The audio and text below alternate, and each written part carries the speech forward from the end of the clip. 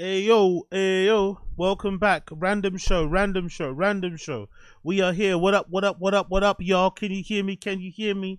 Random show settings with your host, Agostino Zinga. We are back. Random show settings. Can you hear me? Can you see me? We are back once again. Quick little random show before I head off to the gym. Quick little random show before I head off to the gym. What you guys saying? What you guys feeling? What you guys saying? What you guys feeling? Random show settings. We're back. We're back. We're back. Let me know if you can hear me. Can you hear me? Can you see me? Can you hear me? Can you see me? Let me know, please, in the stream chat. Can you hear me? Can you blood clot see me? Random show settings. Random show settings. Can you see me? Can you hear me? Please let me know. Please let me know. Let me know. Let me know. I'm just, whoa. You see that? Get my phone ready as well. Big up everybody in the stream chat tuning in. Appreciate all of you. Can I see you guys? Oh shit, I haven't even got my chat up yet. I ain't even ready. I'm not even ready. Apologies. Bear with me 1 second. I'm not even ready to see the chat. Apologies. Big up the stream chat. Big up the stream chatters. Oh, wash my hair. Can you see my hair looking all mad? Actually, I need to wash the... Oh, damn it. Bear with me 1 second. Bear with me 1 sec. 1 sec.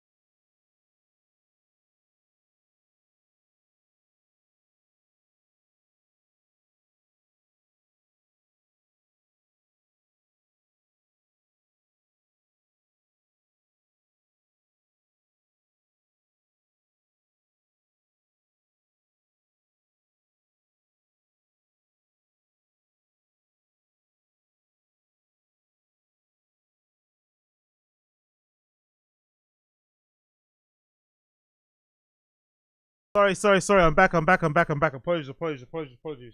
I forgot to scrub the shower after I finished. Like, oh shit. Yeah, let's go. Big up everybody tuning in. Appreciate you. Big up the stream chat. I can see you now. I can see you all. Big up the stream chat. Who can I see here? While going on my stream chatters, Gamebred, Bo Jackson, Robert Minas, Race World, Bo Jackson, the Crack Fox, Robert Miller, LB Wagwan, LB, Damaz Wagwan, Gamebred Football on my G Wagwan. What's going on here? G1 Rogier Wagwan, My Nuts, what's going on G? Pre-bound 4 Loco, what's good? Big up everybody in the stream chat. I see you. Jack Donahue Jr., Jordan Ray, Brian Luro, Purple Pidge. What's good, family? Let's do this. What's good, Burp Reynolds? What gone? Bang your chest. What's happening? All right, cool. Let's get into this. So, little quick random show. Little quick early one today for, just to kind of mix it up a little bit. If I've got some time and energy after, I probably might come back later. This is a quick one. We're going to do a little watch along to Tfatk, and we're also going to do some other stuff in between, yeah? So you know how it is. Standard settings, nice random things all in there. Big up Queso Moses, I see you. Queso Moses, Wagwan, my guy. Ruben Rivera, I see you too. JC, Wagwan. So let's just get right into it. Let's not waste any more time. Let's get right into it. So, oh no, I don't want to quit. First things first. Let's get into this story. So, first story to talk about is this regarding DDG and Ruby Rose. courtesy of the Twitter account called Richie Rich R7.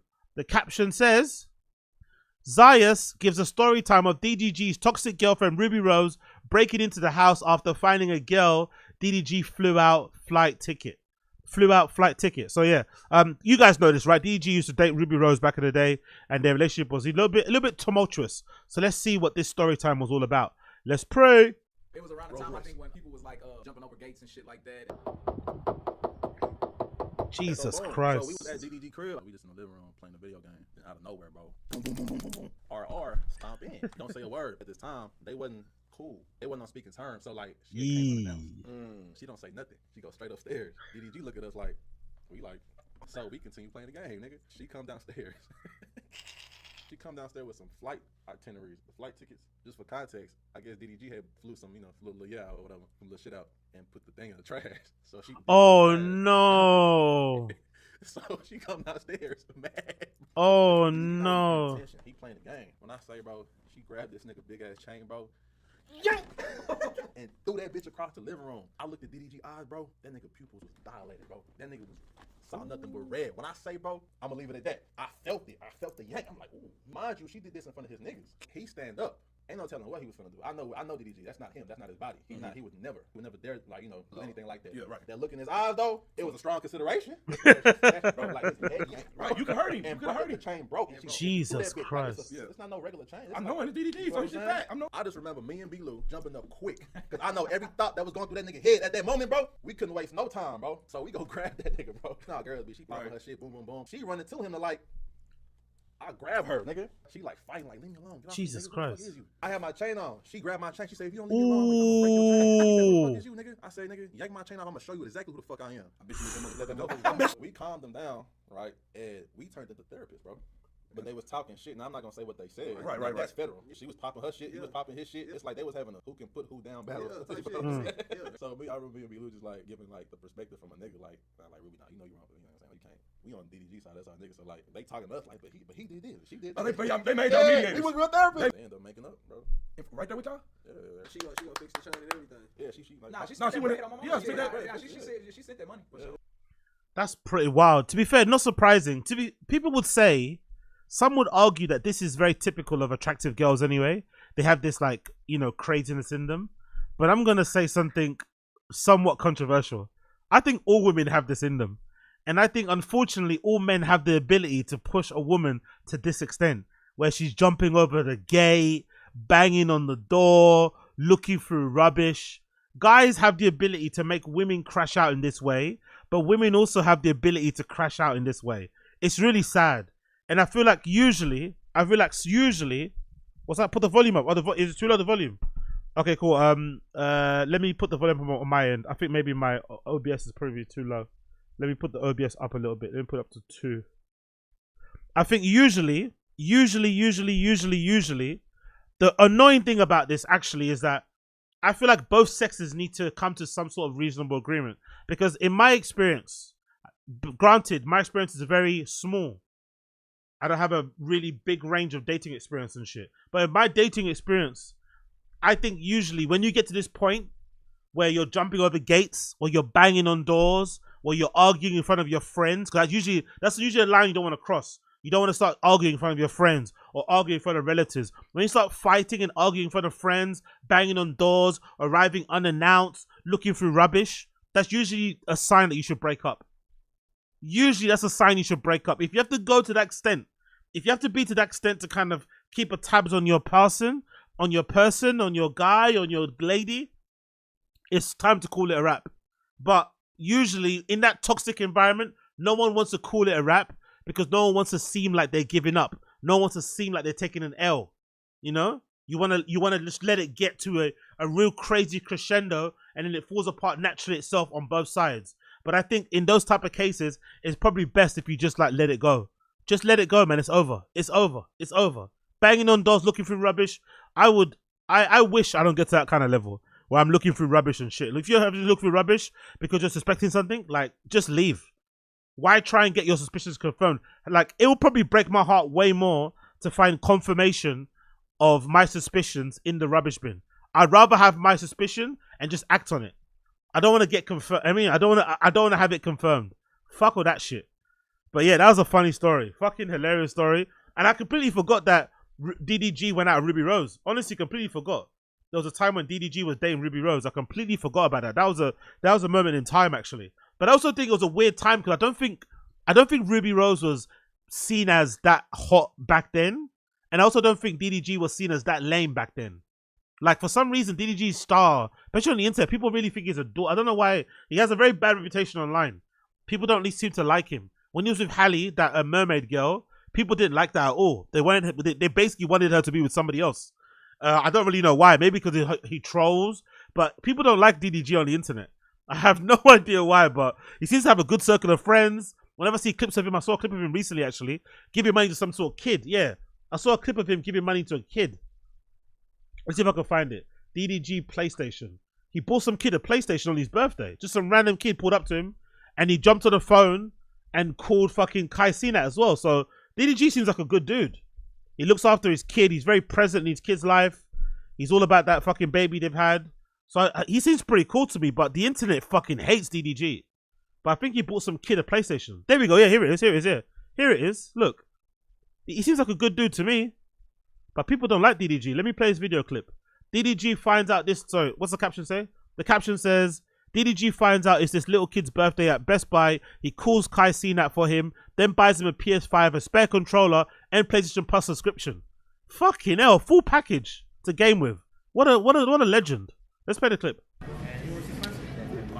Can you call Kai? Do you have a number? You want me to try to call Kai? I'm a big fan. I'm a big I'll fan. try to call Kai. That is so sweet.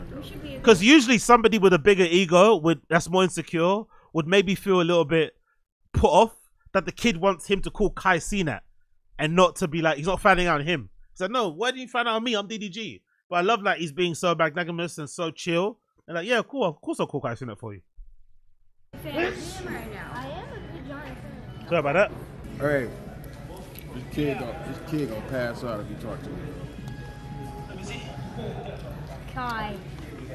Oh, it's actually him. What's up? Oh my god. When you going live? Going live soon. No. You be watching the streams? Yeah. Oh my god. What's your name? Blake. Blake was good, bruh. Yeah, that's sick. That's sick. Hold on, wait, where y'all at in Best Buy? Yeah. Yeah, I ran into her. I got him a PlayStation. He was like, "Can you call Kai?" Blake, yo Blake. What?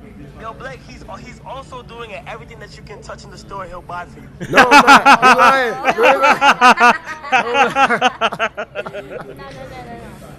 No. He's cool. Good. He's cool, man. Look at him. You got him a PlayStation, a controller. Yeah, you got the controller. That's a good sick. That's a sick shit. That's so sweet. Well done, DDG. Good boy. Birthday, man. Oh, happy birthday. That's amazing. That is so amazing. That is really fucking cool, isn't it? Yeah, I don't know. I fuck with DDG, man. The internet doesn't like DDG, but I fuck with him heavy. He seems like a cool dude. That's such a nice thing to do. Like, you're not expected to do that at all. Yes, I know streamers have money, blah, blah, blah. But no one's entitled to your money. You're not expected to do that. That's something you do out of the kindness of your heart while you're on stream randomly. You made that kid's year, bro. Like, you can imagine how much that is for a parent, even for one kid. How much that is to kit your kid up like that. How much should PS5 cost, by the way? I don't play video games, but how much do those things cost? Like £500? 700? The controller, that's like a bill. The subscription's probably like 200. That's a lot of fucking money, bro. So that parent's probably really happy because that kid's probably been bugging her to get in. You feel horrible as a parent. You can't provide for your kids. And then here comes this streamer that your kid watches and obsessed with. And now he's super nice in person and buys your kid a gift like that for his birthday. Fucking amazing. Even if it's not his birthday, even if the kid lied, it's still a fucking brilliant gesture. So big up fucking what you call it? Not CENAT. DDG. Yo, big up Josie. A lot of money, I think the $800. Wow. God damn. The $800.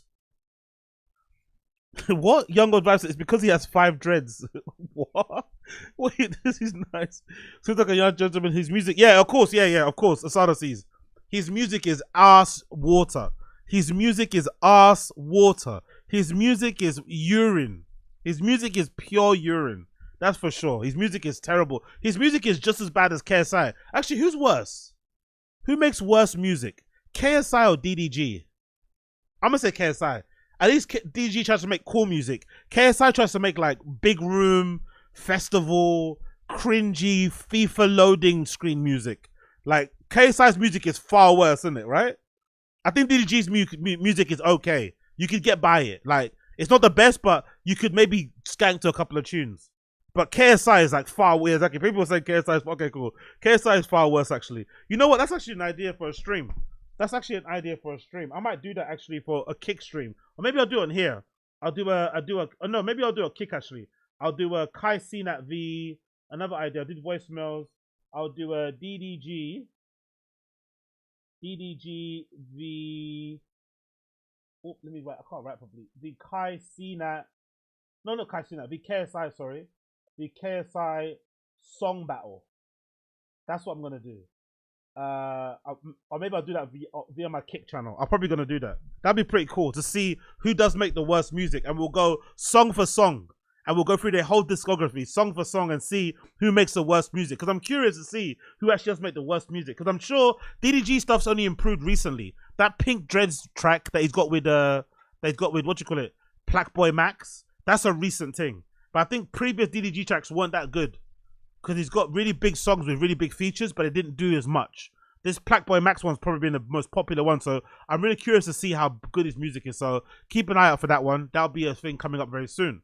I'm actually curious to see what the results are for the what do you call it, for the thing that I did on YouTube, the poll. So I made a poll on YouTube. If you ever check it out, please do on my channel, on the community tab of my channel. The poll is to find out what you guys want me to do in content going forward, because for now I do regular streams every day, basically on Random Show. And what I basically try and do, if I do 6 streams per day or 7 streams per day for every day in a week, I will do one of the streams will be members only.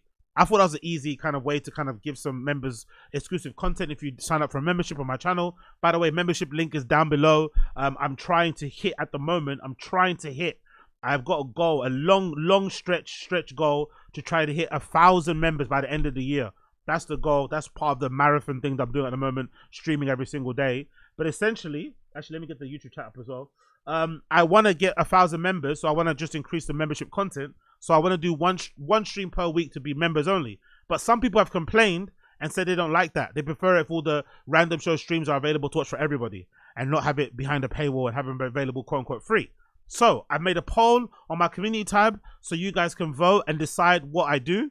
And basically I put there to continue doing the one Random Show per week, members only, or to create new non-Random Show stream members only content. So maybe exclusive videos only for the members that will be available, that will maybe incentivize you to get a membership, and then go from there.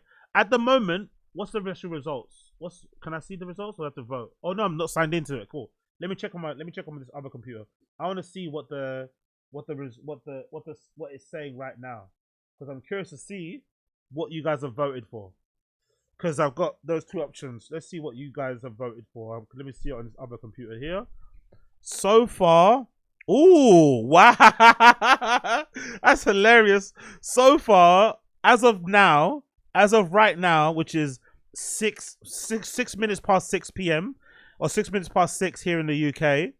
At the moment, AxeJ is winning at 41%. Create new non-member Random Show members only videos is second with 37%. And what I'm doing currently, continue making one Random Show live stream episode per week, is only on 21%. So it looks like the majority of the people want me to make exclusive members only content, which is fine. So I'm going to give until the end of today. Make sure you vote. The link is obviously where you see it there in the URL. Just go to my channel, click the community tab, vote, take part, let me know. And obviously, whatever you guys decide, I will agree and do going forward. Simple as that. Simple as that. Okay? What are you guys saying in the stream chat about this? Or you cannot do big up young old vibes. Big up young old vibes. My money's on AxeJ. Yep. In terms of content, we are waiting for the Zinger OF lols. Big up Asada Z's. Oh yeah, OT Genesis and I forgot about that. True. OT Genesis and DDG, very true.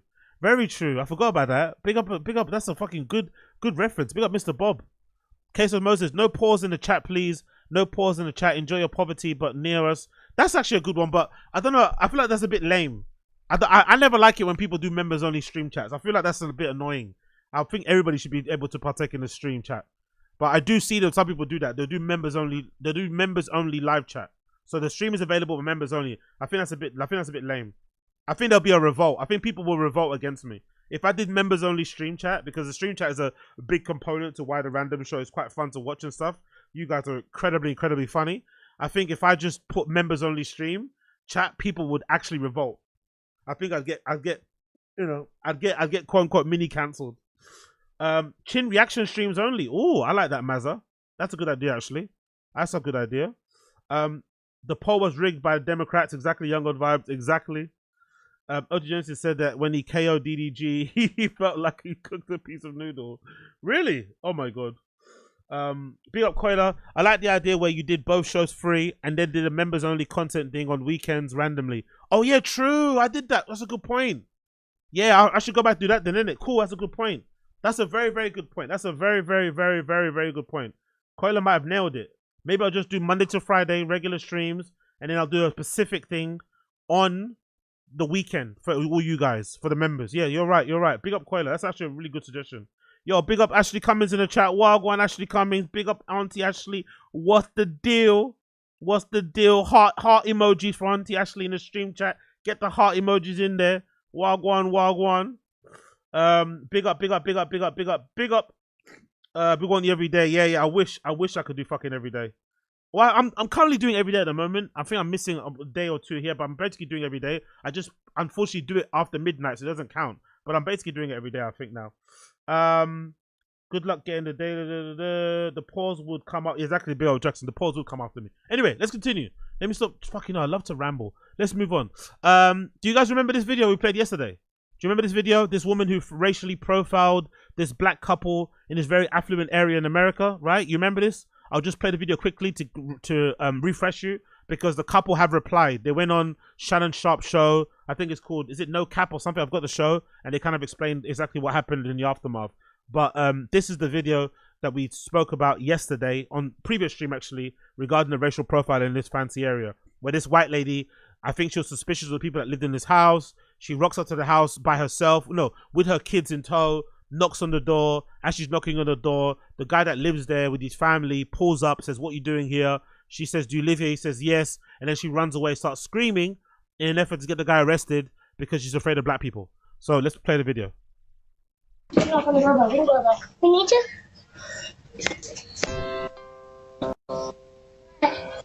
So this is the lady.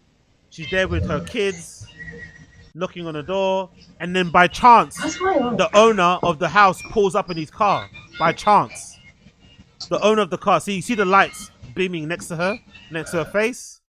They're so lucky that he pulled up at the right time. Do you live here? Yeah. He says, "Yeah." He says, "Yeah." He says, "Yeah." I don't believe that. What? I don't believe He that. says, "What?" He's confused. What? I don't believe that. Then she gets on the phone and she runs away and runs around the corner and starts screaming. I don't believe that. She instantly runs. The pram falls off. Look, hear her screaming.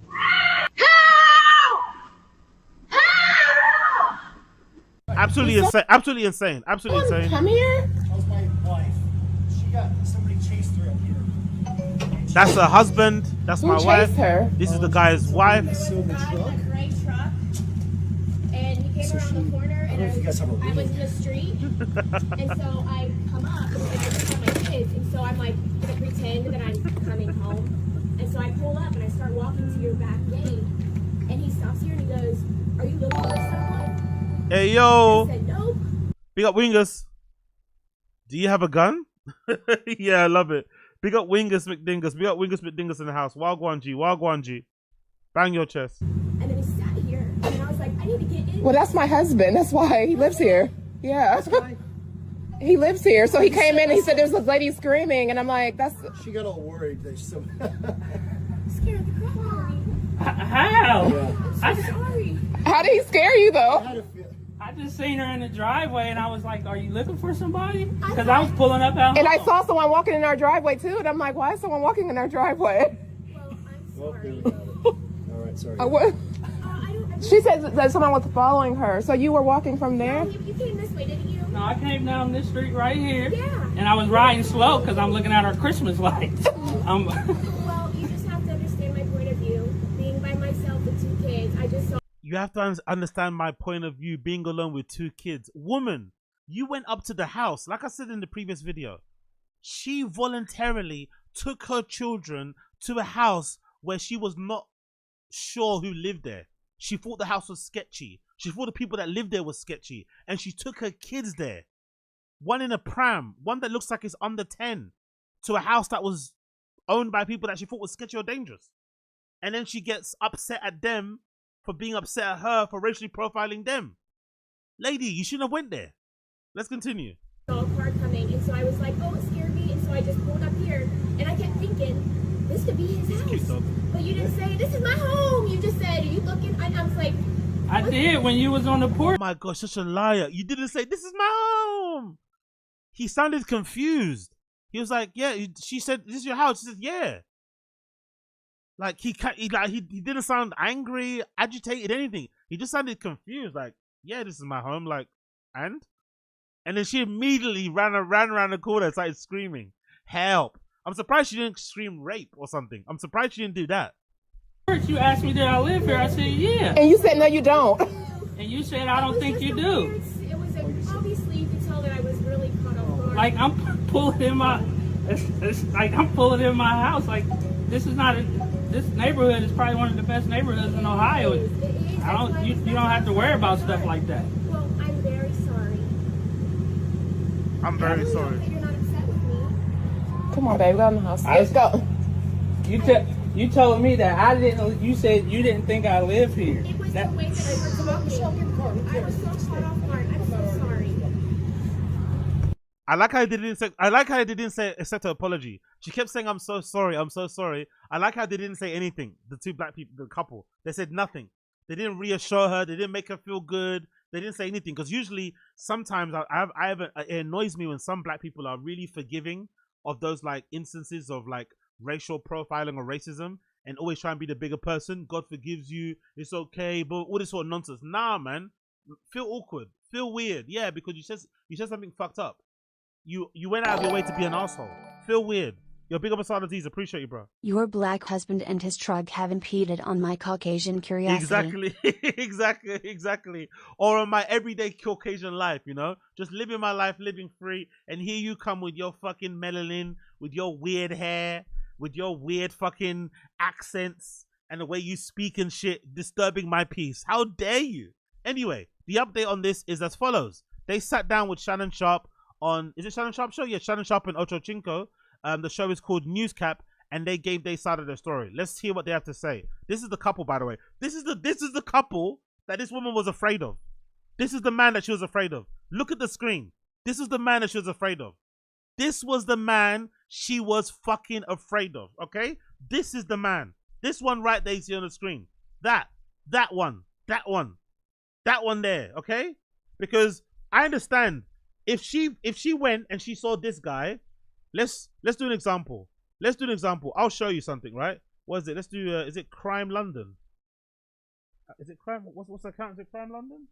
Yeah. Look at this. Because sometimes racial profiling is important, right? Sometimes racial profiling is necessary. So, for instance, if that lady lived across from a guy that looked like this, I would understand why she was scared, and I'd understand why she would not believe that person lived there. Because sometimes racial profiling can save you. It can actually help. It's actually important. It's kind of like being street smart. It's about understanding, accepting what you see in front of you and not trying to kid yourself that it's something else. So, if that lady lived across the street from someone who looked like this, bear with me a second while I get it up on here. Bear with me a second. There we go. If that lady saw this guy living in the house across from the road from her, then I understand. I understand completely. If she saw a guy that looked like this, slightly older, living across the street from her, I completely get it. Call the police. Call the FBI. Call SWAT. Call the CIA. MI5. Jason Bourne, James Bond, Tom Cruise. All right? Tom Hardy. Call them all. Call them. Ring the alarm. You know that cancer bell? No, ring the cancer bell yourself. Wee-haw, beep all the beep horns. That's what you got to do. But this guy, you call the police on this guy. He looks chill, man. He looks super cool. The wife looks super cool. The wife kind of looks like Baby Rose, the singer Baby Rose that I love. Baby Rose, the R&B singer, who I'm fucking obsessed with. The wife kind of looks like Baby Rose, right? She kind of looks like Baby Rose, the singer. Really cute, adorable, lovely, warm face. She could probably make you a banging fucking casserole, a nice sandwich. They look like a beautiful family. How could you be afraid of this family? If you saw this guy, I get it. Call the police. Cover your fucking vagina with both hands, of course, and your asshole maybe with the other hand. Of course, I get it. But the other guy, not so much. Big up Asad Aziz. Hess looks like a Rasta George Costanza. Yeah, exactly. Nursing. He actually does, actually. He actually does. That's actually a good one. Rasta George Costanza's brilliant. But anyway, let's hear what this beautiful black couple has to say about their unfortunate encounter with the racist neighbor. I have nothing against their family, but I grew up dealing with this all the time. Yeah. So we still have to live here. They live 2 streets over. Yeah. Exactly. We have to ride by each other's house. Yeah. I'm okay with being cordial with riding by each other's house. Have no issue with them.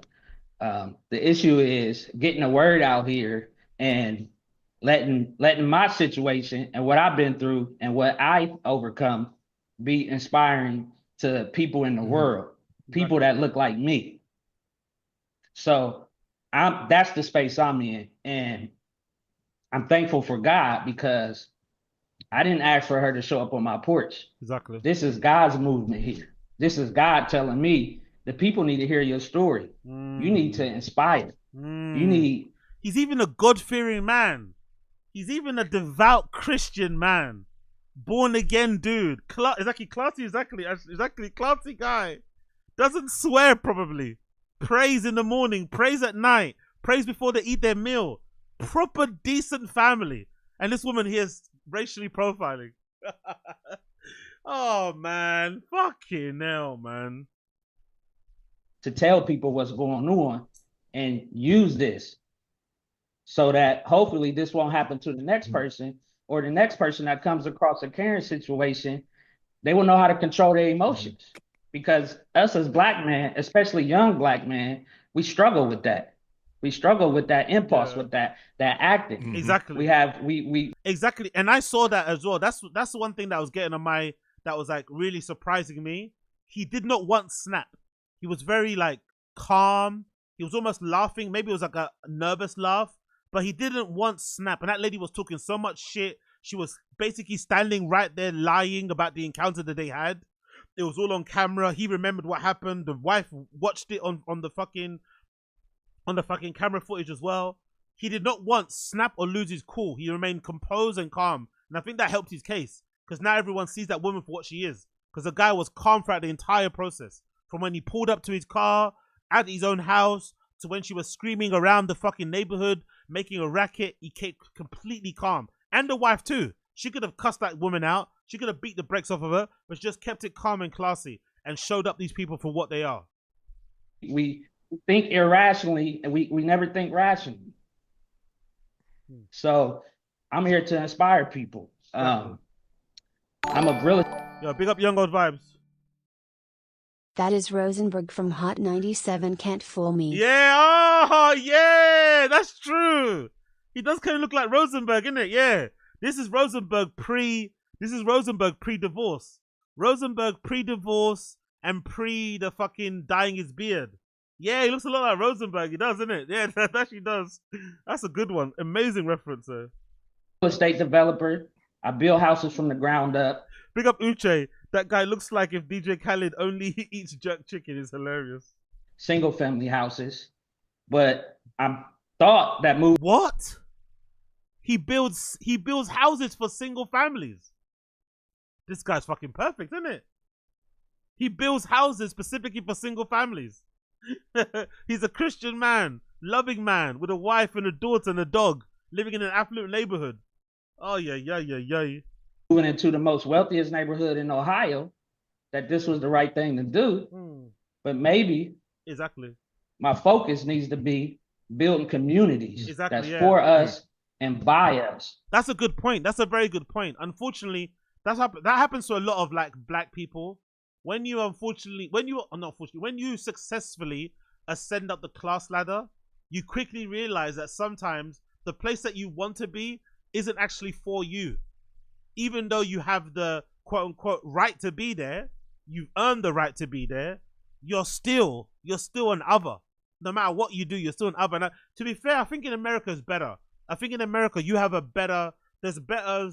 In America, you can social climb or class climb a lot better than you can do in the UK. In the UK, unless you're born from a particular bloodline, unless you're a particular race, there are doors that are never going to open to you. There's definitely a ceiling in the UK, which I think is why we kind of stick to ourselves. Whereas I think in the US, if you're black, brown, or other, you can assimilate, you can integrate yourself within wealthy neighborhoods, within a higher society based on the money you have and who you donate to, who you support, where you live. In the UK, it's not like that. In the UK, no matter how rich you are, you're still black. You're still Asian. You're still Indian. Do you know what I mean? You're still whatever. Like this, there's nothing. It doesn't matter how rich you are. So I think in the US, that kind of dream is actually quite bad in a way. At least in the UK, they don't sell you the dream. There is no dream here. The dream here is make your money, get your house, and chill by yourself.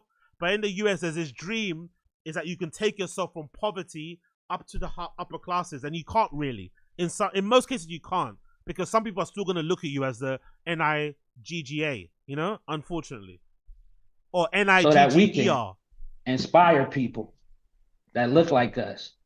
Yeah, I'm not sure which one I prefer. Big up Case of Moses. I'm not sure which one I prefer. I'm not sure which racism I prefer. The US one or UK one. They're obviously both fucked, but I think the UK one, at least, is grounded in realism. At least I know where I'm at. It's very limiting, though. That's why in the US, you guys make more money. You guys encourage entrepreneurship. People are a lot more encouraging in general. You're a bit more rah-rah. But at least in the UK, you kind of know where you're at. You know what level you're at. And you just got to make the best out of that level. Or like he said, you got to cultivate your own community. For us, by us, FUBU type of shit. But in America, that illusion that you can maybe, you know, be this person and ascend to that level, it can sometimes be a curse in itself, because, you know, when you get there, you realize that, oh shit, I'm just another NIGGA here. We can build a community that's for us. Can I ask you a question? You said something very big up young O's vibes.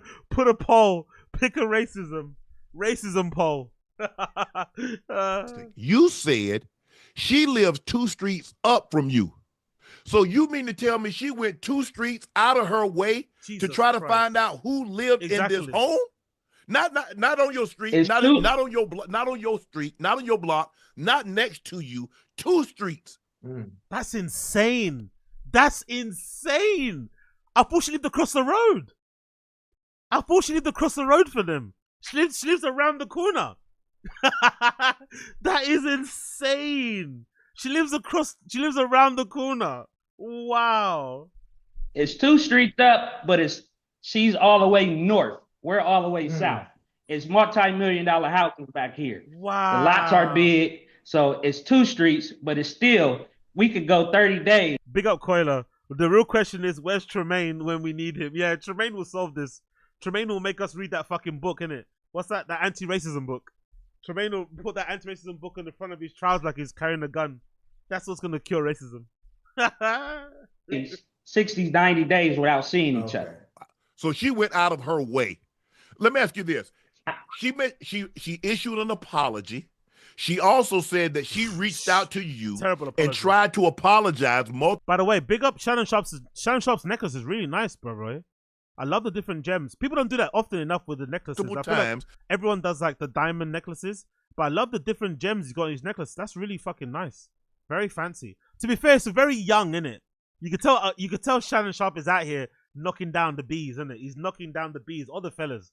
He's out in the strip because that's one of those young girl magnets, right? That's a little trinket that you know a young lady's gonna be into, or young fella. Big up your Shannon Sharp. But she hasn't had a response from you. Has she tried to? Did she try to apologize to you in person, or was it through this video that you guys have seen? She has not tried to apologize to us in person, via phone, via. She hasn't even spoken to him in person. She's doing all this crying on social media, and she hasn't actually said sorry to him in person. That is hilarious. Knock at the door, via a phone call, via email. No, only the live videos. Fuck that woman. Now, apparently, if we're to believe what the report says, that this woman has a history going back as far as 2018 of creating these situations and then making herself out to be a victim. Oh, by the way, I found out also I was right. She does do CrossFit. She owns a gym. They own a bakery and some sort of gym. I saw a picture of her doing a workout. Yeah, so I was right about the CrossFit because she has very calloused and hands like I do, and she has those shoulders where a lot of CrossFit girls have.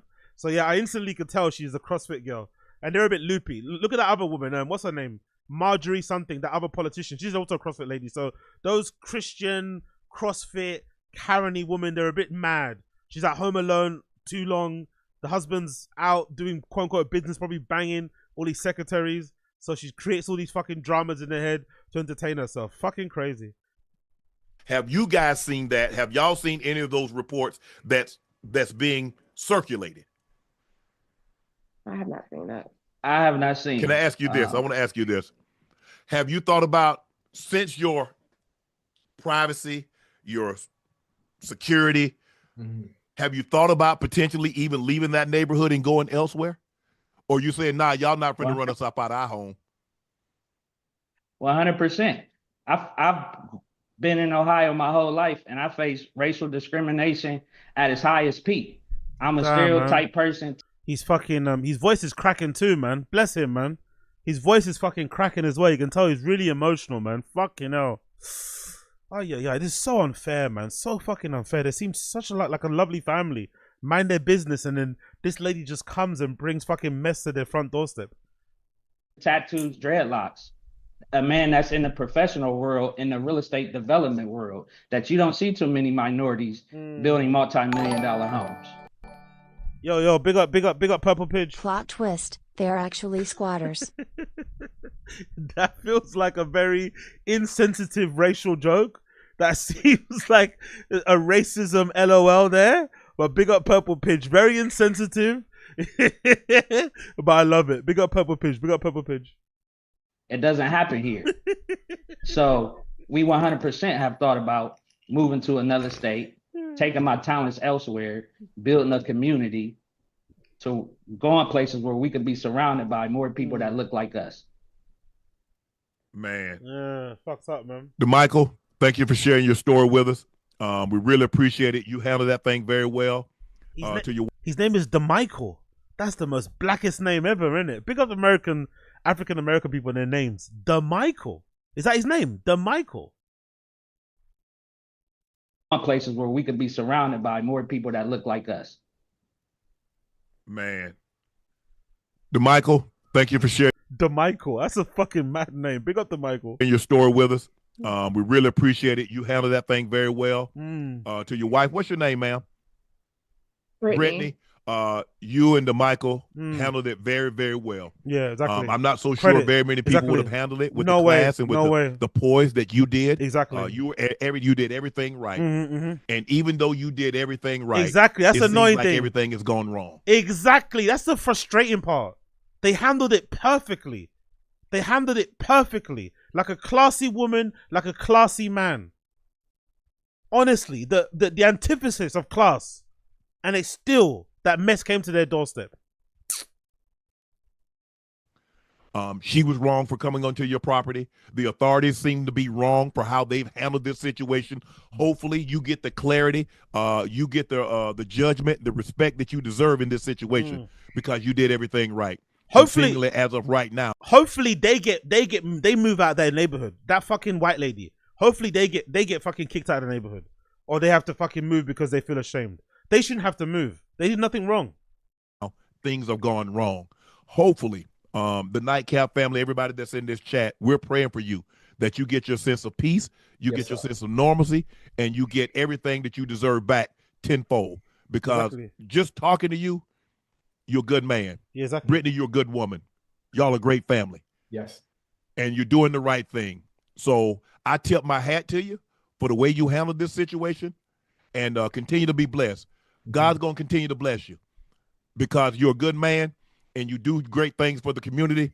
And I want to thank you, Ocho and I, Nightcap family, want to thank you for sharing your story with us. We greatly, greatly appreciate it. This is going to go out, and you're going to get an outpouring of support.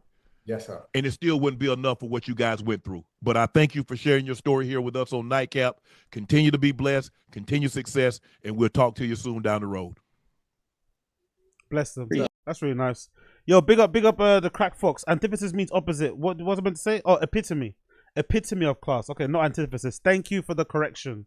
Thank you for the correction. Big up the Crack Fox. They are the epitome of class. Epitome of class. Not antithesis. That woman is the antithesis of class. They're the epitome of class. Okay, we got it. Big up Crack Fox. Big up Asada Z's. I'm glad Ochochinko was here for this convo. Yeah, exactly. That's a very good point. Yep, exactly. Yep. Changing my bio to building multi-millionaires for us, smiles. Yeah. But yeah, anyways.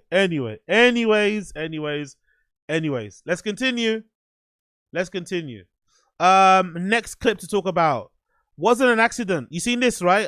So THEO fell over on his chair during the inauguration. Really corny and lame joke. I'm a comedian, practical joke thing. But then THEO clarified and said the Paul brothers actually messed with his chair. That's why it broke. Blah, blah, blah. But yeah, this is really lame, really corny. I'm not really with the comedians that do these kind of pranks. Leave this to the skits people. Lead this to like the Drewskis and stuff. Like these comedians, like these grown men doing this sort of stuff is very lame, very childish. Like just whatever, like whatever. Let's play the clip.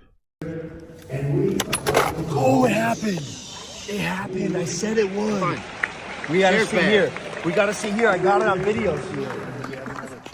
I got it on video. Yeah, because you recorded it. It actually happened. You did it on purpose. No way. Did you really? I got it. Oh, it happened. So dumb. It happened. I said grown it would. ass man. We gotta see like, here. Honestly, we gotta man. see here. I got it on video here. Some Logan Paul, Drake Paul video, innit? It actually happened. Kamala's chairs. Kamala's chairs. That's funny. No way. Did you really? I got it. You know what's gonna happen, by the way? You know Logan's gonna do like a long YouTube video. What's up, guys? I'm gonna show you the behind the scenes of how we pranked THEO Vaughn. You know they're gonna do one of those kind of videos. You know they're gonna do a fucking 10-minute and 1-second video with 17 ads on it explaining how they took, loosened one screw on his fucking chair. Like, all right, let's fucking relax. Let's fucking relax, man. Let's relax. Ay. Honestly. Anyway, THEO's okay. It looks like THEO is okay. It looks like THEO is okay. By the way, that guy, yo. Why is he lingering? That Nelk boy had his hand around THEO's waist. I know THEO's got like a bit of a bum, but that Nelk boy was holding onto his waist for too long there. Look at that. Look how long he's holding onto his waist for. Look at him. That Nelk guy is like gripping up. Look at that. Look at that whole hand gripping up THEO's waist. Can you not see that? Look, can you see this? Look. Let me take it. The whole hand gripping up THEO's waist. The whole fucking hand. Look at that. He's giving him back shots. He's got THEO on his fucking lap. He's fucking giving him the fucking, giving a bit of a whine. Still holding onto the waist. Look at that. Still holding onto the waist. Chill out, bro. Feeling them fucking hips. Look, still holding. Still holding. Still holding. Don't go. Please stay. Don't go. Please stay. Ricardo Tisci, when he made that post about Frank Ocean, don't go. Please don't go. Still going. Still holding. Don't get me wrong. THEO's got a round buttocks there, innit? No homo. Well, you can't say that. It's too late now, innit? But yeah, no pause. But yeah, look at that. He's still grabbing. Still grabbing. He gets a nice little tap there. A nice little late tap there. Fucking hell, bro. That no guy liked the feel of that bum, innit? He liked the look of it. Okay. Okay. Yeah, exactly. But as Abba and Preach would say, just boys being boys. Okay, cool. Let's move on. Oh yeah, you guys see this, innit, right? You guys have seen this, right? The Nazi salute heard around the world. I'm sure you guys have seen this. The Nazi salute heard around the world. Take it away, Elon Musk. And I just want to say thank you. Anyway, let's look at one of these tech billionaire oligarchs speaking at the inauguration. My heart goes out to you. Jesus Did he just sing Christ. Heil? The Nazi salute heard around the world. And I just want The to say Nazi thank you. salute heard around the One world. of these tech billionaire oligarchs speaking at the inauguration. He's so weird, man. He's so weird. Did he just sing Heil? It is thanks to you. I don't even think he did it on purpose. I just think he's such a weird, awkward, clumsy dude that he tried to do something else and it came out that way. But it's just the aggression. It's the fucking aggression at the end. It's the huts. It's the push at the end. Like, huts. Like he's breathing out when you're doing a fucking, you know, bench press or something. Huts. Huts. Like he's really going for it. He's really pushing. But that I don't think he did it on purpose. He's a bit weird. I don't think he did it on purpose. But I wonder how people are going to react to it. I wonder if like Tesla customers are going to start returning their cars, are going to cancel their subscriptions to whatever Tesla service, are going to ditch SpaceX, because it does look a bit dicey. I don't think he did it on purpose. That's my hot take opinion.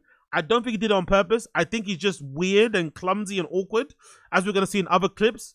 But it doesn't look great. It doesn't look great. What the fuck are you doing? He's calling it a Roman salute.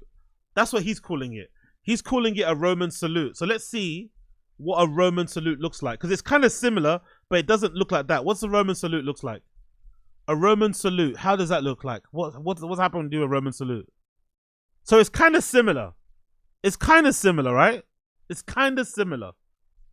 As you can see there, the Roman salute is kind of similar to the Sieg Heil, right? It's kind of similar. Oh, Paolo Di Canio was also doing a Roman salute, right? Allegedly. That's the thing, though. If you're gonna do the Roman salute, if you're gonna do the Heil Hitler thing, just own it. Even Elon is being a pussy about it, and he's saying, "No, I didn't do it. I was trying to do the Roman salute." If you're gonna do it, just fucking own it. But these motherfuckers are so pussy. They want to do these fucking racy, you know, bordering on fascist things. But then when it gets put to them, they're like, "Nah, I didn't do that. I did some other thing. I did the Roman salute." Roman salute, Heil Hitler. Oh, there's actually a book. There's a book called The Roman Salute. History and Ideology by Martin Winkler. I might have to buy that, actually. It's called The Roman Salute. I might have to actually buy that. That was fucking interesting. But yeah, Elon is very clumsy. Elon is very, very fucking clumsy. Another video. Big up Asad Aziz. You know who else did a Roman salute? Exactly, yeah. You know who else was a fan of the Romans? You know who also was a fan of the Romans? Yeah. Big up Asad Aziz. Oh yeah, that was, yeah. Hassan's face, yeah. That's a new fucking O face, isn't it? That's a new O face. Oh my god! Oh my god. Big up Bo Jackson. I think you're right, AZ. Have you heard him chanting? Yeah, exactly. USA. Yeah, exactly. USA. Yeah, exactly. He says exactly, Bo Jackson. He's just a weird dude. He's just all over the place, man. Here's another video. This is taken from Elon Musk's account, so he knows it was bad. By the way, he knows it was bad because look at what he did. He posted a video of his speech, but he cut off the salute at the end. So if the salute wasn't bad, why'd he cut it off? Huh? And I just want to say thank you for making it happen. Thank you. Oh, he cuts away from it. Oh. My heart goes out to you. Why does he make that sound? He's such a dork. And I just want to say thank you for making it happen. Thank you. Big up Young Old Vibes. He does that salute every time he climaxes. It's fucking hilarious.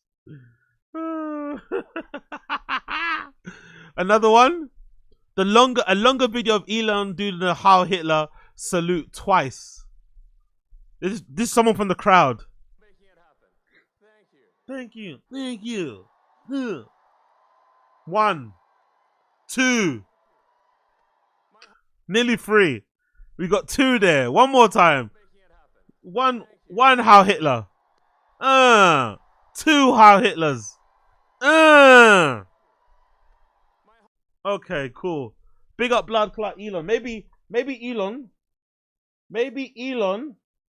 needs one of my books. I can't put that. It's fucking long. Anyway, but yeah, maybe Elon should get my Hitler autobiography. Maybe that'll help him. Elon does an salute. Things will not go well. Another video from Public Freak Out about him doing the Heil salute. There we go. Chibo. It's so aggressive, isn't it? The way he does it. It's so aggressive. Why so aggressive?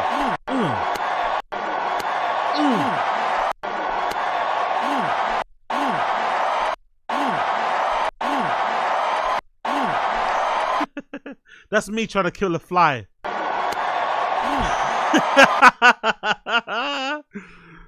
And then obviously Elon was tweaking, clearly off of the bean, right? He obviously is it off of the bean? Is it bean?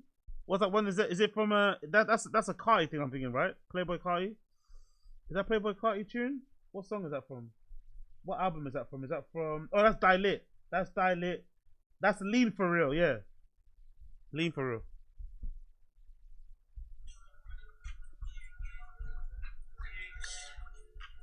Go. Yeah.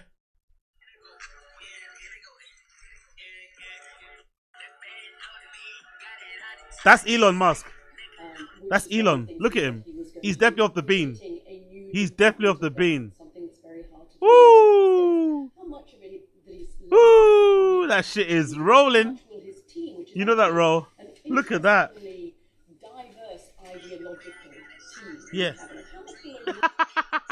One more time. Which is one of the things he said he was going to do. Creating a new department. Yeah, there we go.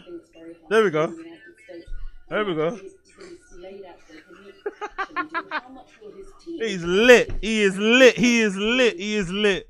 What a fucking freak. Another one too of him being lit and freaky looking. Look at him, man. Look at him. Look at this guy. He's not real, innit? Look at him. He's listening to that new Tame Impala. That first time you hear Tame Impala, the first time you ever heard Tame Impala, that's the feeling you get. Spiritual awakening. Lift me up. That first time you heard Currents, the first time that current hit slapped. Touch of the Tiz. Big up Star. Oh, big up Star Slinger. Wild one Star Slinger. Long time no see. What's good? But yeah. What a fucking freak. Anyway, let's get into the main bit of the show. Let's go Tfatk K. Let's do it. Tfatk K episode number 1056. Obviously, these guys are grifting and shilling. And then now, America first. MAGA people. Imagine, Donald Trump won. They're still too pussy to wear a MAGA hat.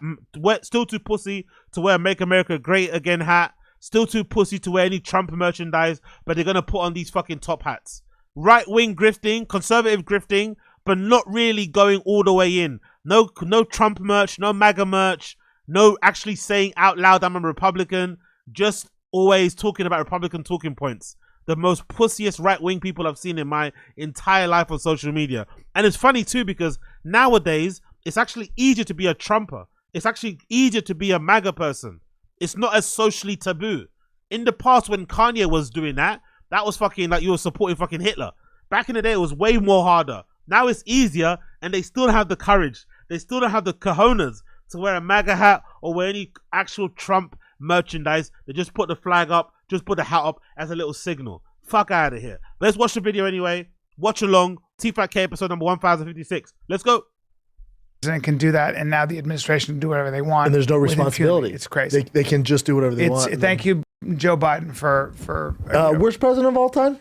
There's a lot. There Him or Carter, there are a lot of people that would consider that. There are a lot of people that He's are up saying there. that he might be the. Even Chuck Schumer said you'll go down as the darkest president in human. Just the biggest piece of shit. Yeah, he's just whatever. I'll tell you what. I was in Kissimmee, Florida, Orlando. Yeah, I stayed in Orlando. Jimmy Buffett. Let me guess. Trumpland. Trumpville. Trumpville. Any Trump flags out there? Man. Yeah, it's pretty crazy. We got the president. Hold on. Isn't it Kissimmee? Not Kissimmee. Isn't it Kissimmee? Or am I bugging out? Didn't we say it before? Isn't it Kissimmee and not Kissimmee? It's Kissimmee, right? Kissimmee. Yeah, it's Kissimmee. Oh, Kissimmee, not Kissimmee. Kissimmee. Kissimmee. And he says Kissimmee. What did he say? That he might be the. Even Chuck Schumer said you'll go down as the darkest president in human. Just the biggest piece of shit. Yeah, he's just whatever. I'll tell you what. I was in Kissimmee, Florida, Orlando. Kissimmee, Florida. It's Kissimmee. Kissimmee. Kissimmee. Kissimmee. But yeah. Big up. Yeah, big up the Crack Fox. Appreciate you, brother. Don't worry, no one says it right. Okay, no one says it right in the US. Okay, big up Coil. Okay, cool. Fair enough. Yeah, I stayed in Orlando. Jimmy Buffett. Let me guess. Trumpland. Trumpville. Trumpville. Any Trump flags out there? Man. Yeah, it's pretty crazy. We got the president. It's Martin Luther King Day. Yep. So we got, and the president's being sworn in. And then our good friend Rogan's there. Mr. Joe Rogan. Theo's there. Is he? Connor's there. Love it. Both the Paul brothers. Conor McGregor. Connor's there. Friend. Cringe. And the Paul brothers. Yep. Jeez. All the homies. Connor being there after being convicted of R word is pretty dicey. Now think about it, isn't it? Connor being there after being convicted of the R is pretty insane, isn't it? Didn't he get? That's what he got, right? Wasn't it? I'm sure that was it, right? Connor McGregor rape conviction. Did he actually get, or did it was something else? What was it? It followed a 12-person jury guilty of sexual assault. Guilty in a court of law of sexual assault, but he's at the fucking Trump inauguration. I love it. I love America, man. It's not a real place. You guys are fucking wild, man. Absolutely wild. Trump would want him there. But yeah, let's continue. Oh, no conviction. Civil case. Okay, cool. Maybe that's why. Good point. It's actually civil. Yeah, you're right. No conviction. Maybe that's a loophole. He's there. It's all good. And then we've got we had the UFC. I had a good you time went to the there. UFC. I was at Mecum. Car went for $25 million, and the owner of the car said, "Nah." What? Nah. What? $25 million. It was Steve McQueen's 917 Porsche from the movie, Le Mans movie. Oh my Lord. Autographed by Steve McQueen. Yeah. So Steve McQueen's grandchild. You know what? Now that I've rested on this, I know I was hagging on fucking Seinfeld for not selling. I get it now. It's not going to depreciate in value. It's only going to go up.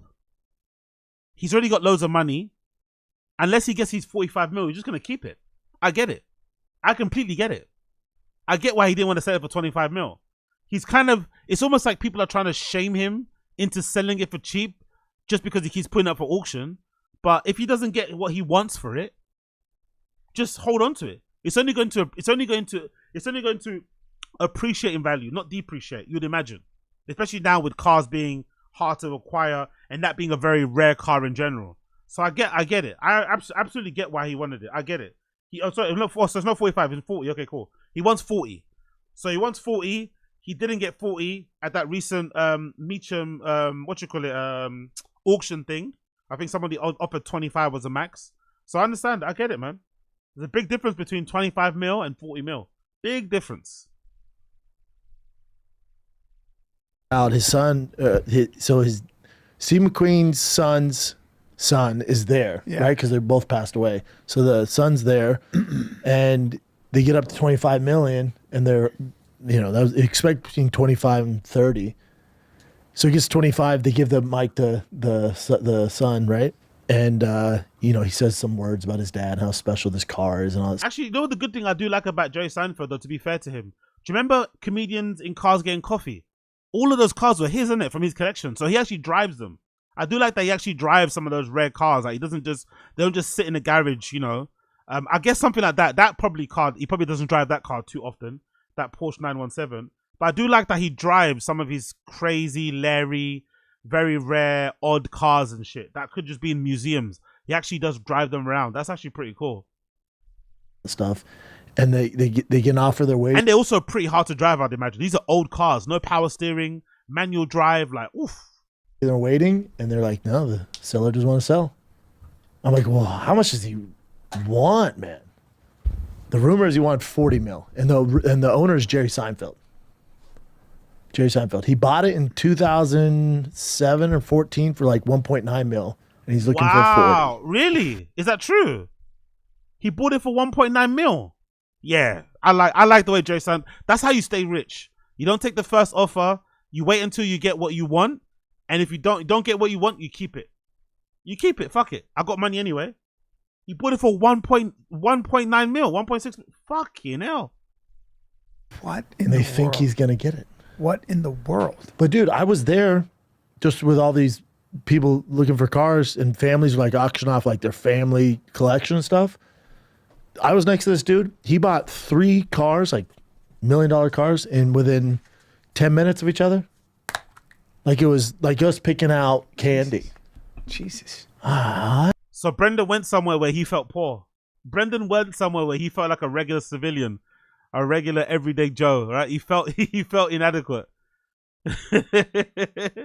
Brendan's the only person that goes to those kind of car auctions, and instead of getting awed by the cars or impressed by what's available, he instead just wants to go back there and spend loads of money.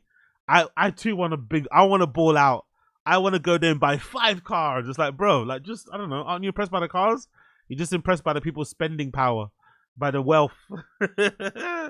We're going to get more pods. Oh, that's what we might get this year. That's what we might get this year, guys. We might get a car pod. We might get a car pod. We might get a car pod this year. You know what? I need more money. Let's do another podcast. Let's get some more ads. We might get a car pod this year. We might get a car pod. What? Well, this will hurt. It was like $12 million. Like, what? Yeah. And when someone bid on a Ford GT, GT40, this green one, it went for like 6.7 mil. The guy was like, I'll take it. What?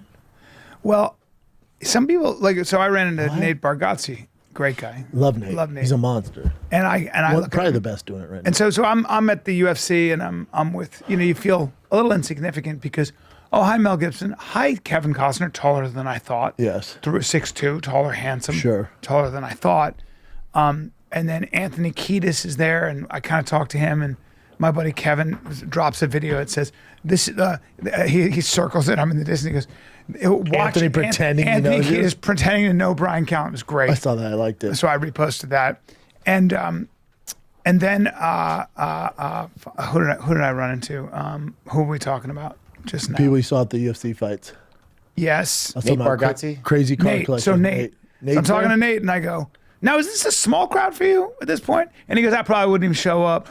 And he's joking around. And then he goes like this. He goes, but honestly, like, I love the sound, and I'm looking at it thinking, and I'm like, oh my God, Nate, you can sell that many tickets. Oh yeah. Oh my God. He goes to the arena and goes, like, I don't think people realize what that is. That Inuit That's Dome. a new thing. How for cool is that comics. Inuit Dome? Into it. Yeah, Intuit Dome. Yeah, it's pretty cool.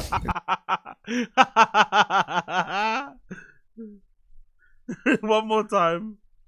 Oh yeah. Oh my God. He goes to the arena and goes, like, I don't think people realize what that is. That Inuit Dome. That's a new thing. How for cool is that comics. Inuit Dome? Into it. Intuit Dome. Yeah, it's pretty cool.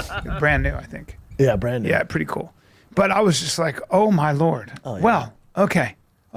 We ever seen Shane Gillis? He set like the all-time record in Toronto where like the Raptors play. The most tickets ever sold. Oh my God. Yeah, he plays. That Netflix algorithm, man. And if you're funny. Oh, that sounds like hate. That Netflix algorithm. You think Shane is only selling those tickets because of a Netflix algorithm?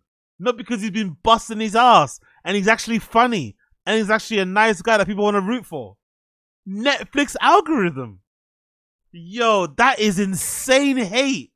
It just came out of Brian. Brian doesn't usually hate like that in comedians. It's usually Brendan. But that just came out of Brian. That leaped out of him. It's that Netflix algorithm, boy. Oh, Brian Callen. Look at this. One more time. And Gillis, he set like the all-time record in Toronto where like the Raptors play the most tickets ever sold. Oh my God. Yeah, he plays that Netflix algorithm, man. You know, and if you're funny, yeah, you will see it. So Brian Callen actually, you know what? I actually want to see that. That's what I want. Because these guys are so insufferable. I want Callen to get a Netflix special. It's not going to happen because unfortunately that, you know, he just didn't, he did the dumb thing. Even if he did do it, he should have defended himself way better than he did before. He didn't defend himself well enough. He kind of disappeared, acted guilty, left the show, was doing fucking shows with Sam Tripoli and shit. So he's not going to get back on Netflix. But for the sake of his dumb argument, I want him to get back on Netflix so badly. No, sorry, not get back. I want him to get a Netflix deal. He's never been on there. I want him to get back in the mainstream, and I want him to get a Netflix deal. I want him to get back on TV and see how quickly his pilot gets fucking canned or his show gets fucking cancelled and not renewed. I want him to get a fucking Netflix special so that we can see that what he's saying isn't true. Just because you got Netflix special doesn't mean you're going to be successful. Plenty of comedians have Netflix specials. It doesn't mean that they're successful at all. Shane Gillis busted his ass for a very, very long time. That's why he's successful. And he's very easy to root for. People actually like him. In the same way they like Andrew Santino, Bobby Lee, and all these, even Theo. He's in that kind of group of people. So even if Shane wasn't that funny, I still think he'd be successful because people actually like him. Like, he's a breath of fresh air in that comedy scene. Look at Brian, bro. That was so honest. I've never seen him hate like that. He's usually quite magnanimous and, you know, whatever. But yeah, that Netflix algorithm, obviously if you're funny, like he tried to clean it up there, but he sensed the hate coming out of him. He can't help it, which makes me believe he's probably struggling to figure out what to do with his special. Probably no one reached back to him. Probably reached out to Hulu and everybody else to try and get there on this. Probably that's what this is an indication that he's probably struggling behind the scenes to shop that special. He's probably trying to shop it now. That's what people do. They shoot the special, edit it, and then you shop it around to see who's going to pick it up. But most likely everyone's passing. Everyone's passing on the fucking white guy, right? On the 60-year-old white guy with rape allegations. Everyone's passing on it. Who would have guessed? Who would have guessed? It's not even Netflix. I mean, Shane's comedy released on YouTube. Yeah, that's right. Wow. Monsters, dude. Incredible. Monsters. Incredible. You had fun at the UFC? I told you. We'll talk about this. You and I got a heated debate about it. The UFC, yes, and we'll get into this. Yeah. The UFC is very. I don't like being right. It's very, very, very. Drives me nuts. Now, hold on. I hate it. Hold on. Wow, it's coming out, the realness. I hate being at the UFC. It's weird. It's like out of our whole group of friends, I'm the only one that fought, and I fucking hate it, man. Okay, dude. It's so annoying. We'll get to that in a second. I know, it's all so right? annoying. I hate it, dude. All right. Got to know and who's a fan of yours. And don't worry, we know you hate it, but you hate it because Dana White doesn't like you. If Dana White liked Brendan, he'd love it. If Dana White liked Brendan, who's the other guy? The other match fixer who Brendan had a falling out with. What, I forgot his name, the guy with the glasses. I think he had a falling out with Dana and the other dude who does the actual match, who does the match fixing. Or the matchups, whatever that is. The one with the glasses. He's got like a slick back hair and wears a suit. I think Brendan had a falling out with him too, and Dana. So basically the brass of UFC, he doesn't get along with. If he got along with them well, he definitely would be there. The show, Matt Chesney. Matt, he plays for the Raiders. Oh. Max Crosby. Max Crosby. Yeah. Stud. God, dog. Max Crosby. Great guy. You didn't know his name? No, I know his name. He's the best defensive end in the league. Ridiculous. He's a complete freak. Bubba, he's such a freak. I'm looking at him and I go, what do you weigh? Like, he's about 260. And he's just awesome. Look at him. All tatted out. Hilarious. Great guy, though. Do you know how good he is, though? I do. I do. Because you didn't know his name. No, but I know. And he, I talked to his guy, and we'll get him, hopefully get him on. Complete freak. Yeah, you talked to him, though, right? Yeah. Yeah. You talked to him, really? Brendan talks to that guy?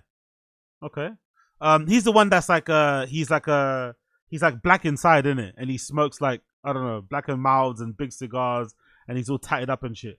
That would actually be a really big guest for their show because he's quite well known, isn't it? I forgot that. What's his name? That athlete. What's his name? He plays football. White dude. What's this guy's name? This one here. Do you guys know the name? This guy on the screen, ginger with all the tattoos. He plays for the Raiders. What's this guy's name? What do you know? Do you guys know? Max Crosby. Max Crosby. Max Crosby. 27. Yeah, he's very well known, isn't it, right? He's an American professional football, plays as defensive end. How many followers does he have? Millions? Well, okay, not even millions, okay. But still be a big get though. He's a big star player. That'd be a really big get for their podcast if he goes on there. Very, very, very big get. Anyway, let's continue. I do. Because you didn't know his name. No, but I know. And he, I talked to his guy and he's going to. Big up Jack Donahue Jr. Yeah, bro, we don't know each other. Big up Jack Donahue Jr. Get him, hopefully get him on. Complete freak. Yeah, you talked to him though, right? Yeah. Yeah. Yeah. Complete freak. When you see him though, that doesn't do him justice. You talk he's to so him, right? wide. Yeah, right. Brendan talks to him. He's just otherworldly wide, you know. But anyway, he's so good. Funny, great guy. He needs to get out of the Raiders unless they get Aaron Rodgers. But yeah. I see him there, and I go. I saw Marshawn Lynch because I know him through Tarek, so I was talking to him. But then you see him, and he said, I said, do you train at all? And he goes, I've been boxing for 5 years, man. He gets in there with Sean Strickland and even Dominic Cruz. Dominic Cruz is sparring with him. Yeah, just like a little nag going. You're too big. Yeah. Yeah. No, he's been a super fan. He's also a stockholder and he's part of the board for BKFC. He's super into it. Yeah. Yeah, really into it. You had some pretty good seats, Brian. I had That's some pretty Mr. Joseph Rogan seats. Yeah. Oh, that okay. Yeah. Oh my God, Brendan, the fucking hate. Let the guy celebrate it. Of course, we know they're Joe Rogan seats. They're still good seats. He was sitting in them. We're giving him props for sitting in the good seats. The hate. Joseph Rogan seats as well. The Joseph Rogan thing as well is so cringe. He's so jealous. He's so jealous. Seats, Brian. I had some pretty good Mr. Joseph Rogan seats. Yeah. Oh, that okay. Yeah. Yeah. I saw your seat. But what does that even mean anyway? What does that even mean? Joseph Rogan seats. Rogan was sitting in his own seats. Those seats are what? Reserved for Rogan. But Brian is his guest. So they're technically his seats. He sat there. What's this Joseph Rogan? He was sitting in his seat, commentating. Honestly, man, the hate is so strong. And I went, okay. I brought my nephew. Were you bummed because he loves UFC, right? Were you bummed out Sarukian was in the main event? No, not really. I don't. I mean, you should be. I know it would have been a crazy. It would have been an Umar. It'd been really Merab competitive fight. You know, it'd been so high level. Yeah, high That's level. what you want. High Instead, level. you kind of got cheated. You know. Instead. Oh my God. Oh my God. Look at him playing down the entire card because Brian got good seats and sat right next to the cage. He's playing down the entire card. Oh yeah, because the main event was scheduled last minute, rescheduled. It wasn't good. Oh yeah, it wasn't good, right? No? Wasn't good value for money. Seeing fucking jury, fucking head movement, fucking masterclass against fucking, what's his name? That wasn't good, right? That wasn't good. The rest of the fights, they weren't good, no? Seeing submissions. Seeing fucking barnstormer fights. Like, come on, man. Oh, look at him. Look at him. Makhachev's whatever it was, minus 2,200. So that's what you get for your main event. Yeah. The card delivered, though. The card was fantastic. It delivered. What time did you get to the Yuri fight was just so exciting. The Yuri fight? Yeah. Fantastic. It was so exciting. So good. And, you know, Yuri, because he's so unorthodox, and he's throwing with his hands down. I also feel like Brian is being very coy and very, like, don't you feel like Brian is purposely not trying to say how much fun he had? He almost feels like, you know when, like, when you go out on a boys' night and it was a really good time, like probably the best time you had in a while, you really needed that, and you come back home and your missus asks you, how was it? You're like, yeah, it was good, you know, just hanging out with the lads, you know? You don't really get into it because you know if you say how fun it was, she's going to get mad that you had all that fun and you didn't have that fun without, you had it without her. So you kind of just play it down. You kind of act like it wasn't as good as it actually was. No, it was all right, you know. Saw the lads, had a couple of pints, you know. Yeah. You know, you kind of just skirt over it, act like it was no big deal. But you know you had a blast. That's what Brian's doing to Brendan. He's acting really like, yeah, you know, just a live UFC fight in LA, in my backyard, you know, sitting right next to the cage, getting to see all the fighters up close, you know, taking my nephew to this thing because he loves it and making him happy, being his favorite uncle. You know? Yeah.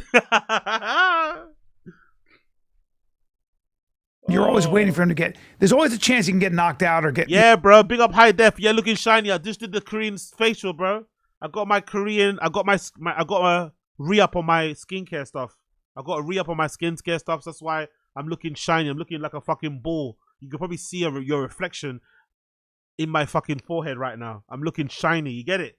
You get it? Toner, serum, vitamins, moisturizer, oil. We do this out here. We do this. You know, always. It's a reckless kind of way to do it. That's what makes him great. Right. But one of the things I watched being that close was his head never stops moving. His body. It was a lot better this time. Yeah. Before he got a little flat-footed and his head didn't move as well, but he improved his head work. Wow. I love how people want to criticize. Get your hands up. He improved his head work, which is an improvement. And now he's saying about criticizing. People can criticize. He got criticized for his lack of footwork. He improved it. People are saying he should get his hands up more because against elite fighters he might get sparked. Maybe it's high risk, high reward thing. It's a good thing. Look at Brendan rolling his eyes up at people criticizing him. It's like, it worked because the movement is better too. Jimmy looks amazing on his feet. He's always been a bit sprightly, but he was avoiding a lot more damage than he's done in previous fights. You know, come on, man. Brendan's aversion to like learning new things is fucking hilarious. Well, it's fair. It's not. He was world champion. That's what makes him great. But he gets. That's but you can get caught. And exactly. But that's the game he plays. Yeah. That's the game he plays. Why he's a fan favorite. Yeah. Honestly, Brendan's got such weird opinions when it comes to fighting. He was a champion, so because you're a champion, you don't need to learn anything. That's it. You're a champion, so you proved your technique works. So there's no point of evolving. There's no point of adding to your skill set just because you're a champion. Fighting one way. If you try to improve, it's going to take away from your fucking champion. Like what? And every year or every fucking time, not even year, the UFC moves too fast and that. Every other couple of months, a new challenger comes up the ranks anyway. Things change. So you're going to have to consistently keep, defending your belt, challenging yourself, putting yourself in awkward positions, fighting against people like, I don't know why this is such a weird debate, like thing that he's dying on. This like, oh, Dewey doesn't need to improve anything. He improved already. But he's shown it. He's improved. Maybe that'll help him become champion again. You never know. Fucking hell. These people at his age. Yeah, big up Asad Aziz. Exactly. That's a good point. He's arguing a point no one made. But him, yeah. It's either he's arguing a point no one made or he's arguing a point that he saw in a comment somewhere. But the person's comment isn't on the screen. He hasn't said it word for word. We don't know. But I think he's arguing about something that he's actually seen online. But he's too redacted to kind of piece it together. Like, make sure you get your hands up, fight traditionally. Yeah. Yeah. Were you world champ? You weren't? Okay. Yo, big up Matt Guerrero in the chat. Big up Matt Guerrero in the chat. Wagwan, G. He's just going to keep doing what he's doing. Yeah. Now he's the #1 contender. Yeah. Wow, great fight. Former world champion. Great fight. Phenomenal fight. Yeah. And just like athletic and just doing all that crazy the best. shit. Yeah. And just such a, what time did you get such there a fucking showman in a way. Did you get there for the prelims? Yeah. Got there for the prelims. Peyton Talbot. He's not ready. That guy is If he said no, you would have said, "What's the point of going?" If Brian would have said, "I didn't go to the prelims," you would have said, "What's the point of going to a live event?" Oh, the hate is so strong here. On the Brazilian national wrestling team. Yes. I think 7-time champion national. Yeah. Brazilian. Now it's Brazil, but he's a wrestler. I kept wondering. I was like, this guy's Brazil, taking him down. grappler, yeah, black belt. Not a good matchup for Peyton. Terrible He's too matchup. young. Terrible matchup. Yeah. Peyton's still the man. He's going to be the man. Yeah. But hey, don't buy on the cord. No, he's going to be the man. It's just too much too soon. Like I was saying this What did he say? Don't buy on the cord. What did he say? What did he say to him? What did he say to him? Terrible matchup. Terrible matchup. Yeah. Peyton's still the man. He's going to be the man. Yeah. But hey, don't buy on the cord. No, he's going to be the dog. man. It's just too much too soon. Like I was saying this on the shop show. This should have been UFC 311, Deep Waters. Umar wasn't ready for the Deep Waters. Talbot not ready for the Deep Waters. It's just they're going to be champs. Peyton has. What's this Deep Waters about? It's the UFC. You're going to face people that are going to be difficult. Like Deep Waters. Like he thinks he's some like branding marketing expert guy. This should be deep. Like what? Much longer way to go. He's got than a lot Umar. of wrestling to do. Umar can look at it and go, okay, I can just fix this and he'll be a champion in a year. Yeah. Payne has like 3 to 5 years to go. Yeah. But it's just these deep waters, man. Oh, like yeah. they drag you to the deep water and you're like, Oh, it's cold here. Well, and those guys thrive in it. You're when you're dealing with a mirage. I love how he keeps. I love how he fucking takes away any value from the analogy by just going on and on. We get what you meant. We get what you was going for. You don't have to explain it to its minute detail. We understand what you were trying to say. Please. It's almost like, I don't know, like Rogan told me that he had, after he won against, I think, Cejudo, the next day he was out running. Correct. And part of his training and another part is genetic. Like, I don't know. He has the best cardio in any professional sport ever, besides Lance Armstrong. No, I believe. What? What type of comments that to make? Do you know anybody else that's got good cardio? Do you watch any other sports? He's got the best cardio of any person in any sport. How do you know that? Because you watched one fight where he looked like a fucking beast and didn't tire. Recency bias in full effect. Recency bias in full fucking effect. He has the best cardio of any athlete in any sport. What? What does it even mean? How do you even compare cardio like for like in different sports? Like what? Okay, whatever you say. That and that's some of that's God given. Of course, a lot of it's training, a lot of it's work, but it's like it's otherworldly. He's a freak. That'll break. It's like Cain Velasquez. He could take. He wouldn't Yes. show up in the gym for like 2-3 months and come in and beat the shit out of Oh, everybody. really? Yeah. They'd be like, "Oh, I'm going to get him now," and he just his pace was outpace him. ridiculous. Yeah. And 30 takedowns, Bubba. 30 attempt takedowns. And also such a high level wrestler, like just such a high level wrestler. But the thing with Umar, it's not a knock on, but again, everyone bought the Kool-Aid, including DraftKings and all that, because the Khabib and the Dagestan background. He has one quality win. Do you know? Against Sandhagen. Yes. And it was a decision. Do you know who Merab had to go through to get to this point? Everybody, huh? Bring it up. Umar ain't beating all those guys. No? No. Umar wouldn't go undefeated against that resume. You're not on the Umar train. Look at He that. has Look at that. some shit Look to at work that. on. Cejudo, who... Hey, yo, big up Asada Aziz. Appreciate it, brother. It's deep waters, but Mirab got scuba gear sharks in the water, but that's not stopping the old dolphin Mirab. He's doing flips out the deep waters. It's his cardio. He's got the cardio of a swordfish in deep waters. Yeah, brilliant. Big up Asada Aziz. That's how you actually break down the analogy to its actual core. Knows a couple things about wrestling. I don't know if you know. No, hold up. You're missing. You jumped straight to Cejudo. Hold on. No. You're missing it.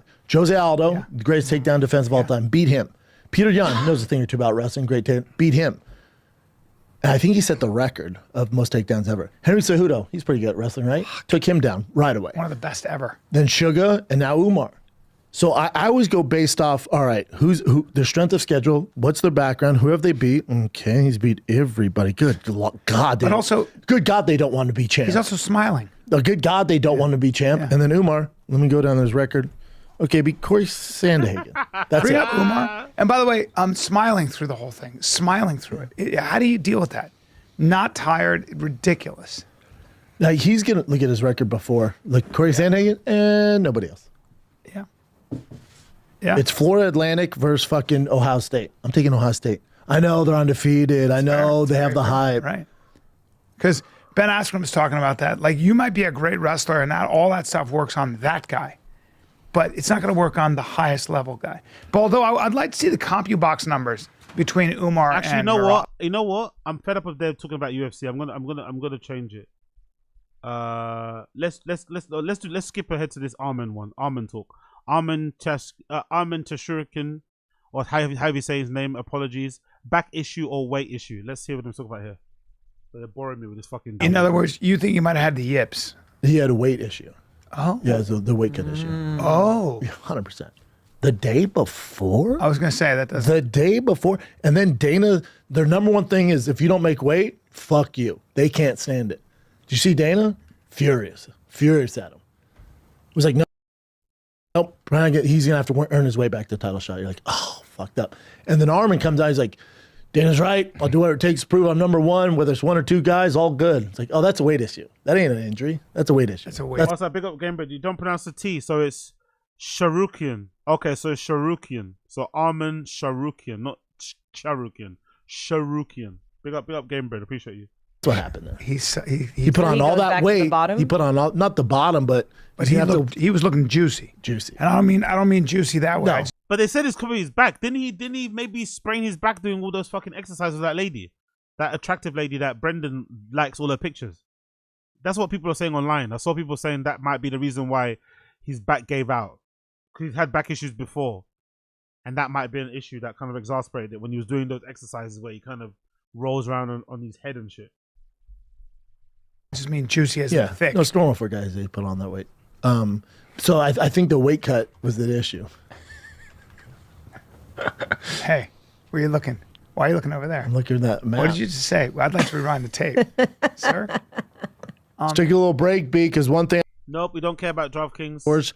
Go Bills. By the way, good sponsor for them, by the way. They probably get a lot of money for this one. It's a very good sponsor. They sponsor a lot of big shows, so they probably pay a lot, DraftKings. That's probably where all the Burkings from Slojo come from. The Burkings and the Bentleys. All funded with Slojos, man. All funded with Papa's DraftKings money. They don't talk like this, my friend. They're not talking like that. It's 11 a hop, skip, jump away. It's 11 hours. Oh, it's 12 hours. You see what I'm saying, Bubba?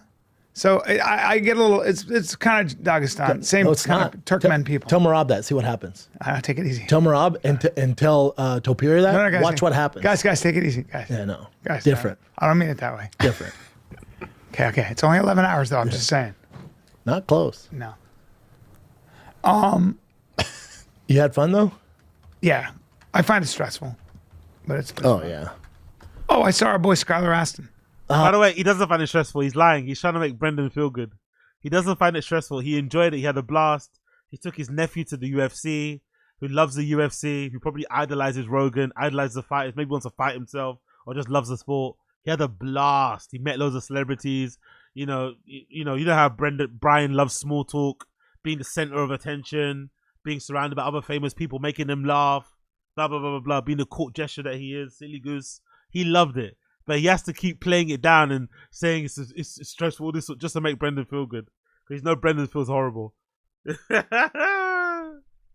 Oh, I love him. Great. How's he doing? He's good, man. He's good. He's married. Oh, nice. Yep. Remarried. Jeez. And just a great guy. Looks like he's in shape. Looks strong. Looks like he's working out. Nice. And now you better get your P's and Q's ready in Austin, buddy. Joanna's there right now, looking at schools. Is that right? Yeah, she flew out this morning at 7 I like that. I really like that commitment. Yeah. Oh, really? Let's see if we got some evidence of this. Joanna, there she is. Let's see if we got some evidence of this. Flying out to Texas. I love it. Brendan suggested to Brian to leave and go to Texas for the benefit of his comedy career, right? But then he is now taking the incentive, and he's probably gonna move there before Brian moves there. Hilarious. Okay, no updates about Texas, so she didn't upload any stories about that. Smart lady. She kept that to herself. So Brendan's the one that's been spilling the goss, but there's no stories of her out there in Texas. Okay, she's keeping that one close to her chest. So we'll see how that plays out. We'll see how it plays out.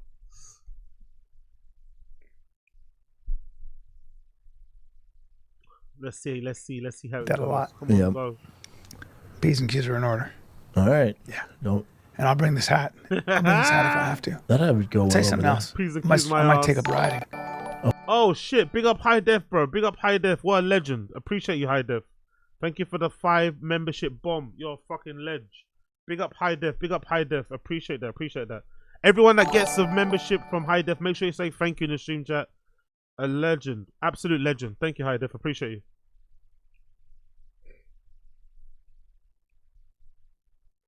A what? Might take up some riding, and I might buy some cowboy boots. And I think it's appropriate. Yeah, big up Matt Guerrero. I feel so bad for his dog. I have a standard poodle who cares, but Bappa coming close to my warders. I know what a lazy dipshit he is, and dogs don't deserve that shit. You know what's funny? I bet you he gets help for that dog. Part of me feels like he gets help for that dog. Because allegedly, the reason why they never got dog in the first is because Joanna doesn't like dogs. And his kids are a bit rough with dogs. But I've got a feeling Brendan also isn't the most nurturing kind of guy in the world. I bet you they've got someone helping them raise that dog.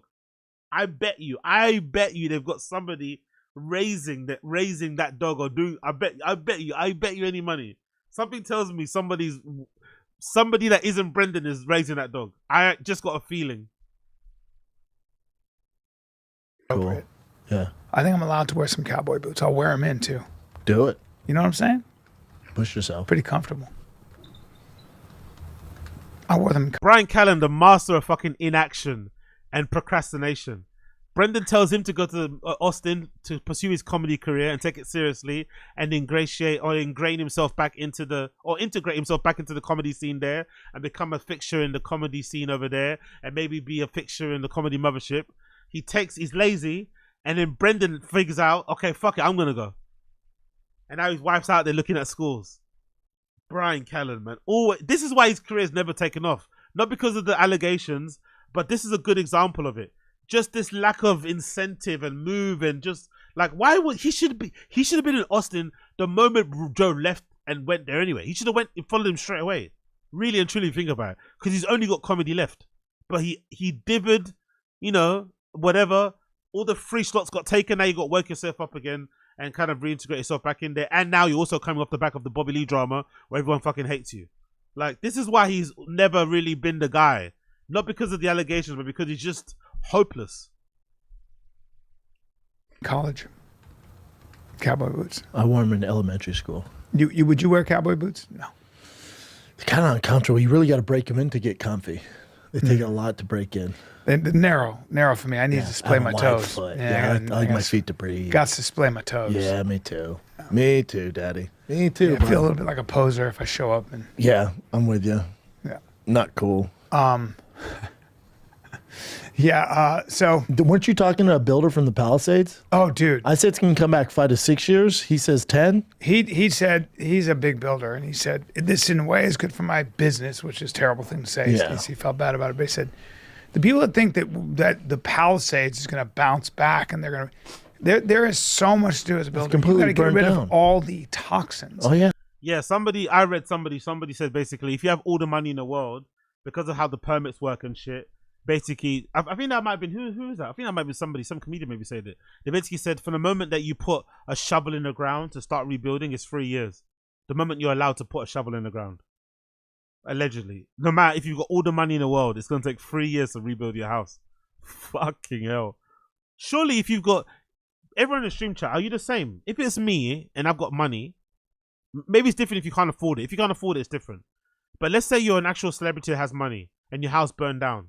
Surely you just move somewhere else. Obviously, you'll rebuild your house eventually, but you're not gonna. I wouldn't want to live there anymore. Or would you? Or would you live there still? What do you guys think? Would you still live there if you had the money? Or would you move somewhere? I don't know. That is ruined. The fire kind of ruined the experience. We're just gonna go somewhere else now. Fuck it.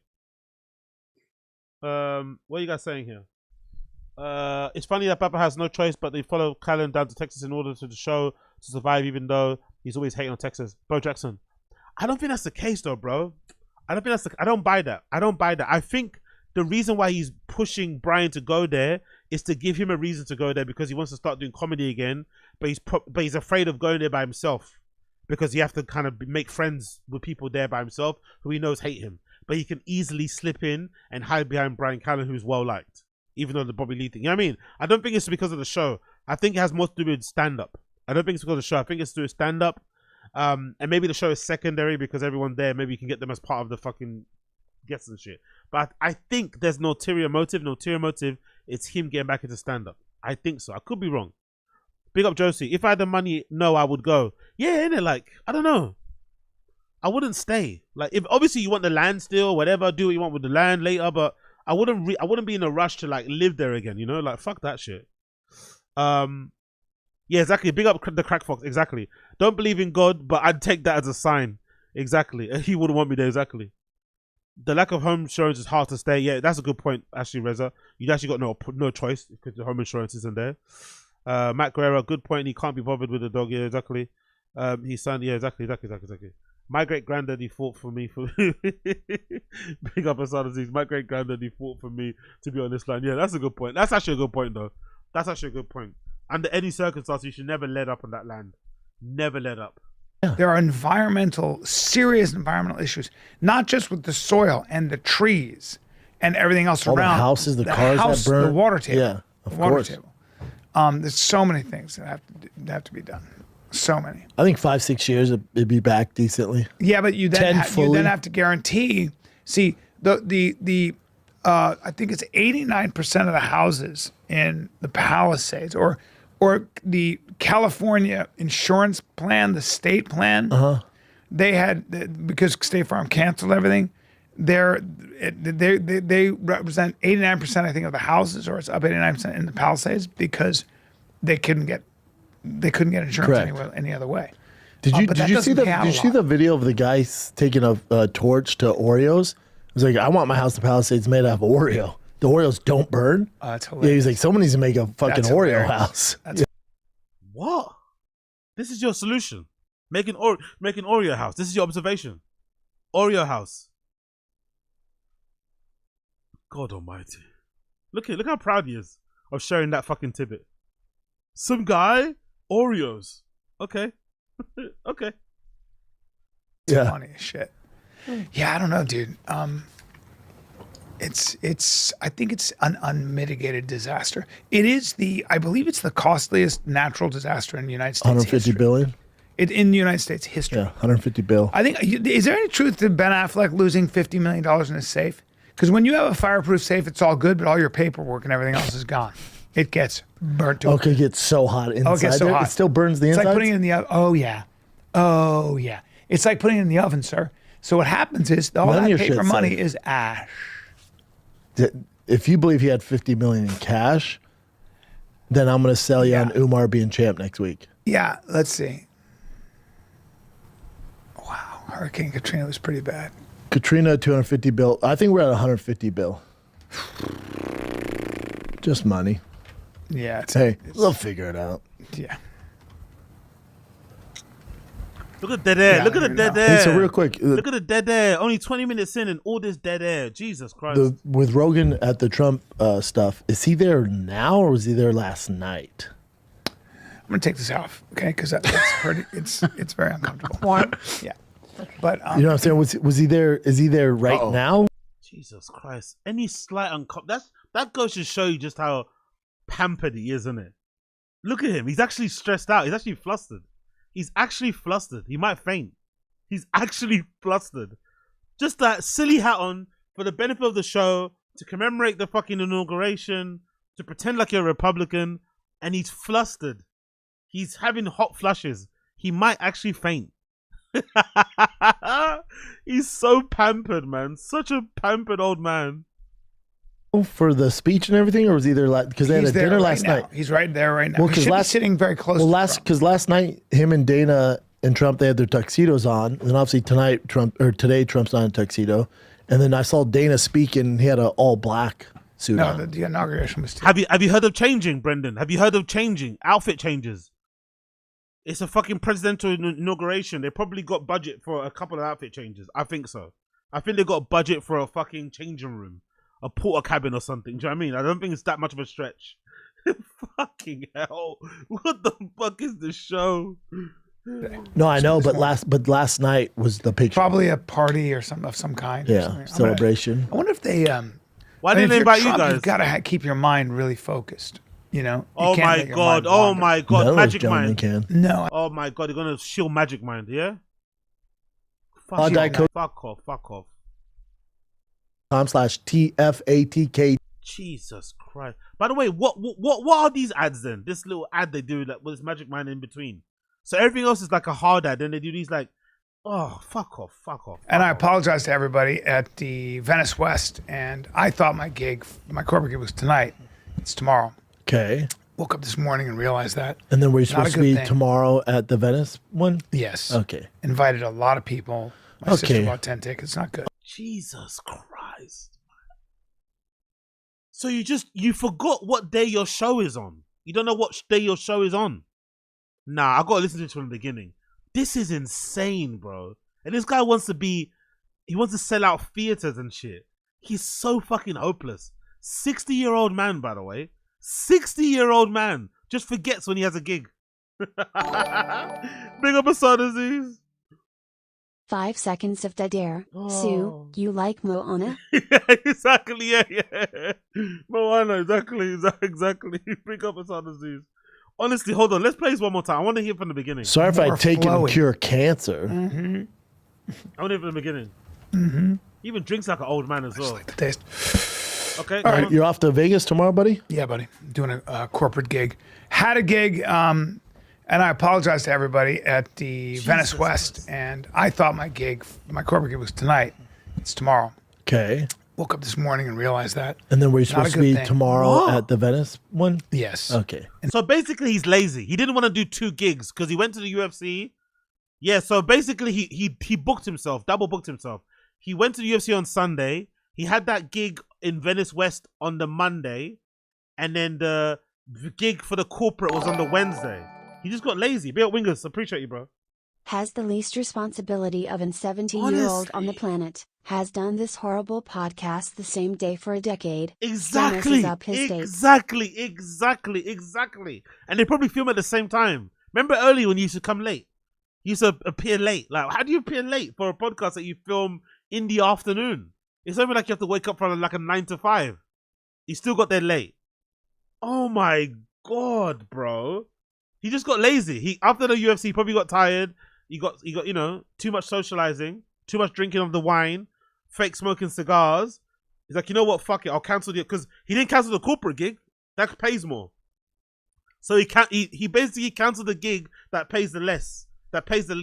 He got free tickets to UFC, so he went. He spent money, but I'm assuming he probably thinks that's gonna make money back because he met people and Rogan and the show and making his nephew happy, or his and then he skipped on the Venice West thing because just a regular club gig, but he's doing a corporate gig.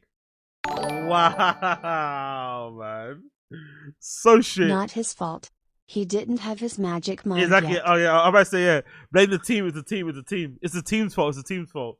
These guys are awful, man. And he wants to sell out theaters. You just don't. You don't have the work ethic, my friend. You don't have the work ethic. Invited a lot of people. My sister bought 10 tickets. Not good. Oh, wow. Yeah. So, Jesus and they're a small, Christ. great thing, the Venice West. You're just going to reschedule? Yeah. Interesting how powerful Rogan is. We ate at... Jesus Christ. Just gonna reschedule. How do you just miss dates? Like, now I'm just gonna fuck it. I miss it. Like, fucking... These comedians, man, they're so terrible, bro. Imagine buying tickets to see Callan and he just like skipped on it because he woke up, it wasn't feeling like it that day because he went to the UFC fight. He's got a corporate gig the next day. He's tired. He just forgot. Jesus Christ. Yeah, Veneto. Yeah. I invited you. I know you guys invited me. I was in Florida. And it was me, Joe Rogan, and Eric Weinstein. Of course they're going to say, they're going to make it known he got invited so no one thinks that he was left out. We ate via, and it was so good. And Rogan was like, "This food is so Yeah, the good. I don't best. even know what to do with it." Welcome to LA. So he goes, "I'm going to blow this place up," and he posted a video, I guess. I got a call from the manager who was like, "Dude, everybody coming." Oh yeah, everybody. It's the best kept secret in LA, and I'm like, "God damn it!" We've been going there for a hot second. Yeah, everybody come. This jacking off of Rogue, honestly, like, oh yeah, you're his friend, man. Even Rink's voice is rapey as fuck. Exactly. Big up Wingers, appreciate it, brother. They've been friends with this guy for so long. Why are you surprised that if he posts something on social media that it blows up? It's fucking Joe Rogan. Of course it's gonna blow up. Like, why are they still sucking his dick over these things? You're his friend, you know him. Just chill, man. Act like you've been here before. God damn. Everybody. They deserve it. That place is great. When you're that good. It's like Scopa. Nothing better. Yeah. Just unbelievable. Or Local Peasant. That's another place out here. They're great. Yeah. Good name for a restaurant, isn't it? Local Peasant. Only serves the rich and famous. Local Peasants, actually, isn't that in where you live? Out near. Yeah, right here. I used to go there all the time. Yeah, you and I went there when we saw the Mongol. That's right. Remember? That was where we were at. We saw that Mongol. Hell's Angel. Or Hell's Angel, yeah. Yeah. A couple of those Hell's Angels. I go to Local Peasant with the boys. It's their favorite. I like After it all a the lot. games, we always go there. Yeah, I like it a lot. What boys? The boys. Owned by the same people. Mm-hmm. Then Now House I Slice have a thought on TikTok. Let's take a little break, be true. Oh my god, I can't wait to hear that. I can't wait to hear Brian Callen's opinion on TikTok. What's he gonna say about TikTok? Fucking wrinkly bastard. On TikTok? Yeah. So TikTok, there's probably gonna be it's gonna be hard. I don't know how you do a 90-day moratorium or like suspension because it's been passed in law, right? But let's just say there's some shenanigans going on. Okay. And I think obviously TikTok's worth way too much to just let it go. It just is. It's got a crazy user base, probably worth $100 billion, maybe more. It was $100 billion. Yeah. And it feels as though, or makes some sense that X is a player in the space, Truth Social is a player in the space, to somehow fold. This is a conspiracy. Oh, you're bringing us conspiracy theories that we all heard on social media. Is this what you're going to tell us? You're going to give us hot takes that have been brewing on social media for the last week or so? Fuck, you know, it feels like you're telling us something insightful as well. Let's hear his conspiracy theory. Let's hear it. To somehow Elon Musk buys, or a conglomerate of people buy TikTok. They've already said he's not buying it. Cool. Continue. Well, they buy TikTok. It's a very profitable business. Yeah. Okay. And Truth Social gets folded into that deal. Now, hear me out. Truth Social goes under that umbrella as well. Now, Truth Social's stock goes way up, and Mr. Trump is worth, well, even more money. Yeah. And that's how you. But That's how X you have to do with That's how. Well, X is Elon Musk, so he could. There could be some kind of a. He won't do that. Folding in. No. Elon won't do that. Maybe I could see Truth because it's not nowhere near as big, but Yeah. X is massive. It's massive, but you know, it'd be an interesting. That's the thing. Big up Jordan Ray. That's the shocking thing about this not being a comedy podcast anymore. Like, at least like take a soft time. Big up Jordan Ray. All they do is browse social media and regurgitate talking points. At least with a comedy show, you see the talking point and you make it comedic. You make it funny, or you have a contrarian view, or you take a contrarian position on it. Just simple as that. Just to kind of make the show exciting. But no, they just sit there and just like, meander through it. Low energy, just nonsense. Like, what is this, man? God damn. I think some kind of a conglomeration or deal is being fucked with. Being figured out. Yeah, I really do. We'll see. But what do you think of this meme coin and Trump dropped? I don't know. Does it make you feel weird about it? But here's no, no morals, no principles, no nothing. Trump dropped a meme coin, likely gonna rug pull a bunch of people. No problem whatsoever with it. No, it's fine, completely fine. Scammer, fraud, just like I am. Completely okay with that, innit? Makes sense though, innit? He promotes that fucking shitty hangover drink. Does, allegedly some fugazi stuff with those car giveaways. No surprise he has no opinion on Trump's meme coin. No opinion on Melania's meme coin either, no? Cool. All good. No problem. Here's my thing. We're worried about China, right? China's this big enemy, big bad wolf out there. Wolf. And we're worried about them stealing our information. Wolf. Big bad. Right? China's this big enemy, big bad wolf out there. Wolf. And we're worried about them stealing our information via TikTok, but then we sell them land. That's always been something people talk Where about. did you hear that? Where did you hear that point, eh? What right-wing conservative place did you hear that talking point, eh? Who on social media did you grab that talking point from? Ay, ay, ay. Copycat. Here's why it's not a big deal. That land is here in this country. So in the event of an emergency. Oh yeah, true. Big up, how do you say? Ilion, I said Lion Ned? Yeah, exactly, you're right.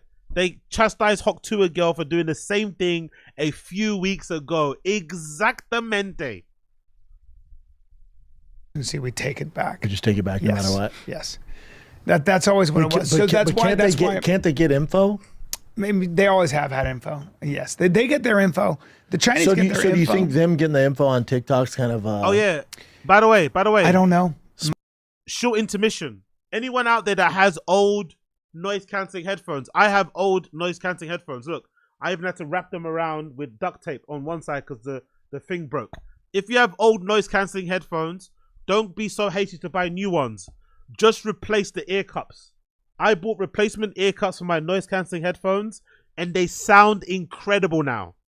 It's honestly like, I've never, because obviously the old ones were really fucking tattered and battered, But look, I bought new cups, new pads, and now my headphones sound incredible. Like, honestly, if you've got old noise cancelling headphones, don't get new ones straight away. Repair them or buy new ear cups, and honestly, they sound incredible now. Honestly, incredible. Let's continue. Smoke signal, like, my it's a good reason to go after him. Use my Amazon code. Just tell the Americans that they're going to steal their identity. It's like, I think there's other ways they can get it. I don't know if it turns your camera into a listening device. I don't know. Yeah.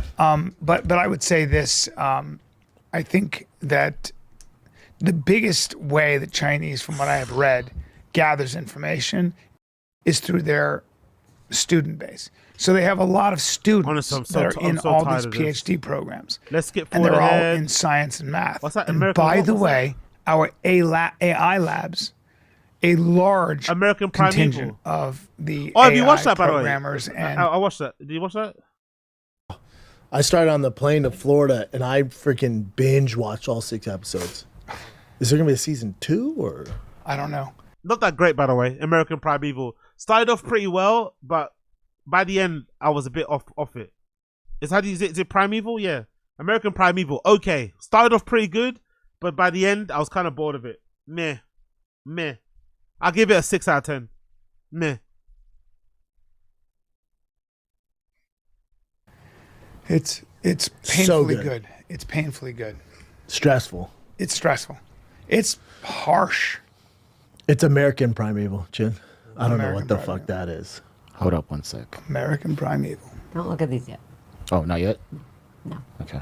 What are we going to do now? We You're got gonna- some you're gonna see. current events. Let's go. Yeah, that's them. It's the guy from Lone Taylor Survivor Kitsch too. is great too. Yeah, he's doing great. it. Damn.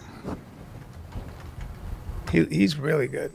Okay. It's so well done. Come on, man. All this dead Just air, so bro. short. Talk. 6 episodes. I'm like, come on, man. One I know. episode's like 36 minutes. I'm like, dude, come on. It's true. It tells the It's so- story. It's probably stretched out too long. They probably could have condensed it to 4 episodes. It doesn't need to be 6 episodes.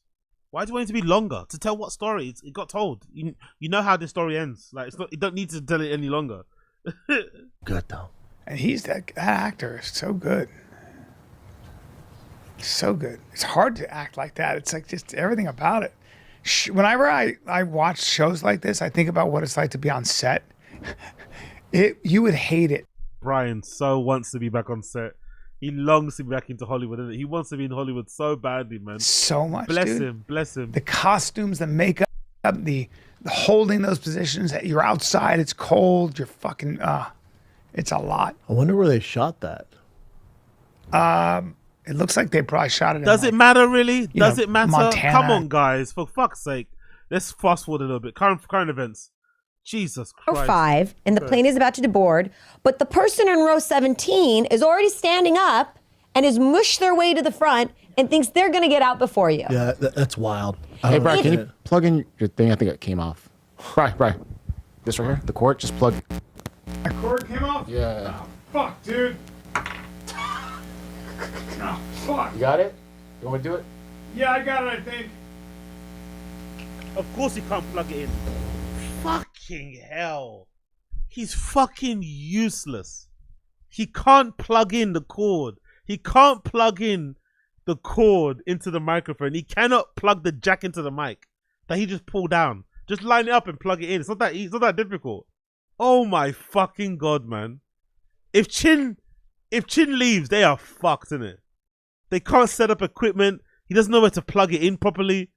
Like, it's just there. It's right there. It's not even like that just came out. Just plug it back in. It's not that difficult. Just plug that back in there. And Brian, look at him. Like a boomer. He's got a boomer face.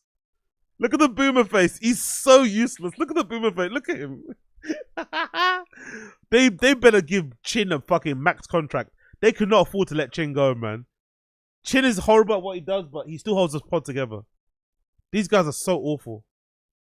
Yeah, I got it, I think. No, you don't. Chin's got to come over and do it for a minute. I'll do it, bro. Brendan's on the phone now. Oh my God, bro. Chin has to go There put it the... is. I got it. Okay, finally got I it. got it, guys. I'm back. So it drives Embarrassing. me wild. Yeah. And Nuts. I usually My film wife them. loses her mind. I film them.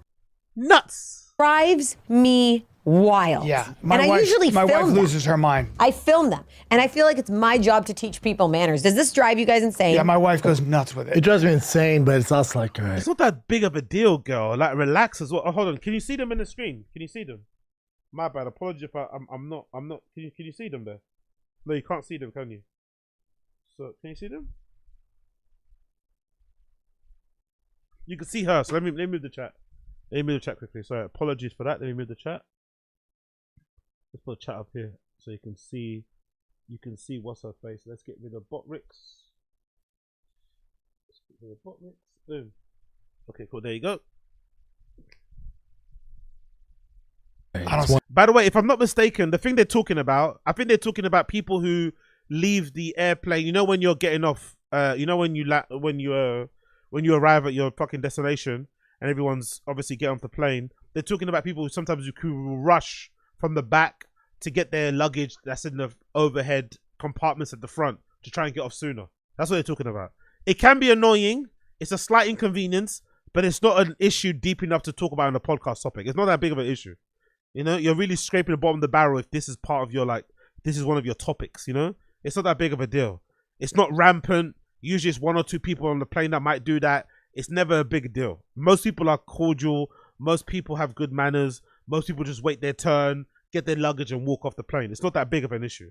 I don't even know why this is like a big complaint. But I guess we'll have to wait and see what they have to say here.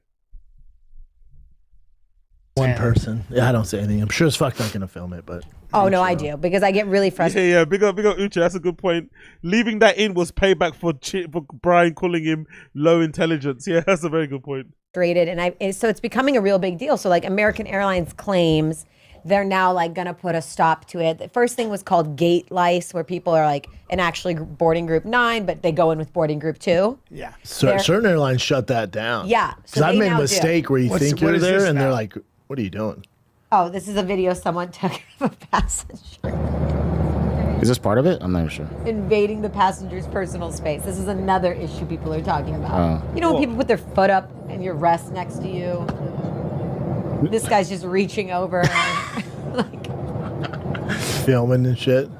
I feel like society gets lost when you're on an airplane as of late. This guy's all up in her grill. What kind of topic is this, man? What kind of topic is this? Any comedy, guys? Any commentary? What's he filming? Any comedy or commentary? It's always weird when people film the landing or takeoff. I'm like, who's that for? The fuck out of me. Hey, stop. What are you gonna do with that? You're stupid. Yeah, what are you? Slojo's trying. It's a shitty topic, but she's trying. She's lobbing him a topic. Can you guys commentate on it a little bit? Add a funny anecdote. Do something, people. Please, for the love of God. They're just sitting there. Sitting there staring out into space. Help the girl out. She's lobbing you something. Help her out a little bit, man. Fucking hell. What are you gonna do with that? Guys, there was a woman on my 6 a.m. flight. Yo, big up Tony FM. Welcome Tony FM. What's good? Big up Damaz. You mean Sanaz. What did I say? What did I call her? I don't even know what I called her. Big up Jack Downey Jr. Bro, some hippies out of Berkeley did that to me, a hard crank 8mm on a flight from San Jose to Seattle. They fucking stank. Lols. Oh, I said Slojo. Sorry, my bad. I said Slojo. Okay, my bad. Saynaz, Slojo, Saynaz, same thing. Yeah. Flight clipping her toenails. Oh, seriously? Yes. And then there was a man eating Indian food, warm Indian food at 6 in the morning right next to me. There you go. And I looked around like, where's the hidden camera? So this is a big thing that a lot of people are noticing now. Oh, she's not a fan of the Pajeets, huh? Saynaz is not a fan of the Pajeets. Saynaz is not a fan of the Pajeets. Indian food. But girl, with the tan, you kind of look Indian. You need to chill. Sanaz needs to chill. Sanaz needs to chill, bro. If you spend enough time outside, you might look Indian yourself. Let's relax, girl. Let's be kind to all people. Let's let people eat what they want. Yeah, it's a problem. I've been noticing it a long time. Yeah, it's always. It's so bored. I go, whatever. Yeah, Maybe they so gotta get bored. somewhere. I don't know. I'm like, whoa. That's fine. You're not next. Right. You know? Here's a new one, guys. So Trump is going to be signing a bunch of orders today. And the first one is to define sex as male and female and that they are not changing. Come on, give How's an that opinion. even a headline? Give an opinion. That's just normal Because shit. it's a That's very, how, very that's strong, how crazy we went. There's a very strong, movement. Strong's a loose term. It's Yeah. not that strong. Huh? In the last cap. Well, it is strong because you have to send an executive order, you fucking dum-dum. Maybe it's not strong to you ideologically, but it is strong if you have to sign an executive order. Honestly, man, it's fucking an insult to my intelligence or our collective intelligence sometimes, this guy. It's obviously not fucking hell. This cabinet's just normal. It's a headline. You ever wonder like how that happens? Like how all of corporate media, all of Hollywood, all of the fashion industry, all of the big tech, and the entire Democratic Party goes along with the fact that if you say you're a woman, you're a woman. Like no questions asked. Crazy. So what do you want to say then? What do you want to say then? Huh? How do you want the world to be? Huh? We went through a phase. Maybe we were a little bit more ideologically woke than we probably needed to be. But now we're all correcting course. Why are you still complaining? Like, these guys are not happy. You've got your guy in place. He's signing orders that you guys should probably align with ideologically, policy-wise, societally. What more the fuck do you want? They're still complaining. How did we get here? It doesn't matter. He signed the fucking executive order. You're going to have your boys and girls fucking toilets now. No more day-dems. You should be happy, no? You should be clapping. Still fucking upset. About what? This fucking anti-woke grift thing is so annoying. Once it actually gets, it's as if like they have nothing to talk about once the issues they complain about get actually sorted. They have nothing to complain about. Yo, big up Tony FM. Welcome. Big up Tony FM. Welcome being a member. Appreciate you, brother. Appreciate you. Big up Tony FM. One time. Honestly, these people, bro, always complaining. Always crying and bitching and moaning. Your guy's in power. Your guy did the thing that you wanted to do. You wanted on the first day, pardon about a bunch of Jan 6 people, executive order for fucking, for there to be 2 genders on some fucking sneako shit. You should be happy, no? How did we get here?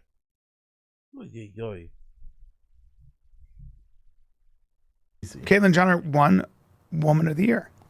After being oh my God, we're talking about something that happened 5 years ago. I'm sorry, and then I'm still talking about gender affirming care. We're not though. Is that what we're talking about? I know it's over. All right, all that madness is over. So this is mainly the loony bin is over. It's not all the woke madness. It's finally over. It's not really. He over, says though. this is mainly. It's not really over though, is it? All it takes is one election, it swings back again. So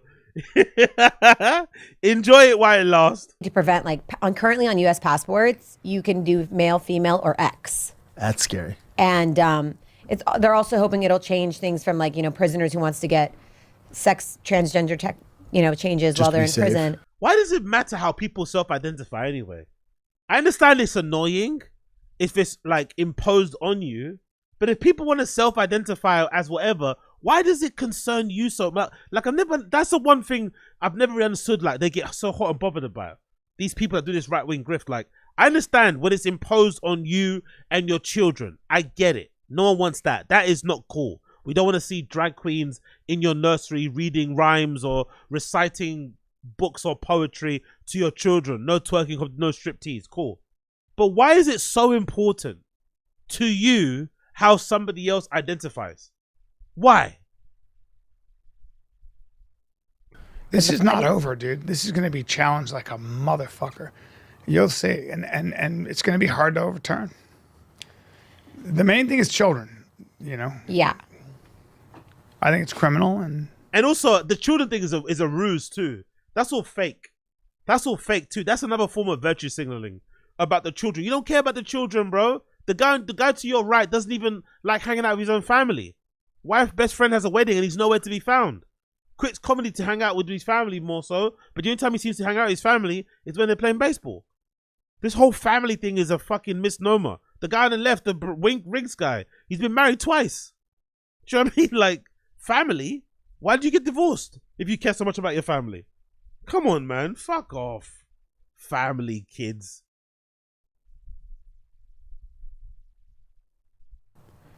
But yeah. What else you got? But here's the thing about I will say about him.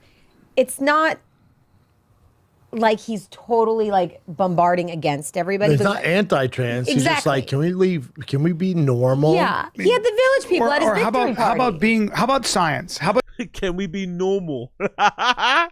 Sir, that's transphobic. Can we be normal? Oh. The whites stay with the whites, the blacks with the blacks. No Irish, no dogs. This guy, can we be normal, you know? But just being responsible is science. How's that sound? Oh, fuck these guys. Next one. Oh, what'd he say? He said retarded. Did Brian say retarded? Science. How's that sound? Yeah. Retarded. Ooh! He didn't say it probably outside. He said it under his voice though. Brian said the R word. But just being responsible is science. How's that sound? Yeah. Retarded. Next one is just a funny video I found on. Yeah, yo, big up Mr. Bob. Yeah, make slavery normal again. Yeah, we need some help. Those people are usually quite strong and obedient. Online. Yeah, so you can turn the volume up on it. See, now that I can tell you right now. I can tell you right now. You do not have that kid in front of an animal that butts and rams. No. Okay. Just listen to the background. Damn it. Oh, jeez. That's all right. Yeah, that's right. He's fine. That's right. The mom goes, "That's all right. He's fine." Yeah, that's a deer doing deer shit. At least it's more like the chest area. And by the way, he just picks his kid. What do you mean? At least it's the chest area. Chin is fucking dumb, innit? At least it's the chest area. You mean at least the deer hit that baby in its fucking chest, an underdeveloped like a baby. At least it's his chest. What do baby chest? Are baby chest stronger than regular chest? At least it's his chest, you know. Oh, chin is incredible. Babies have like bulletproof chests or something. Like what?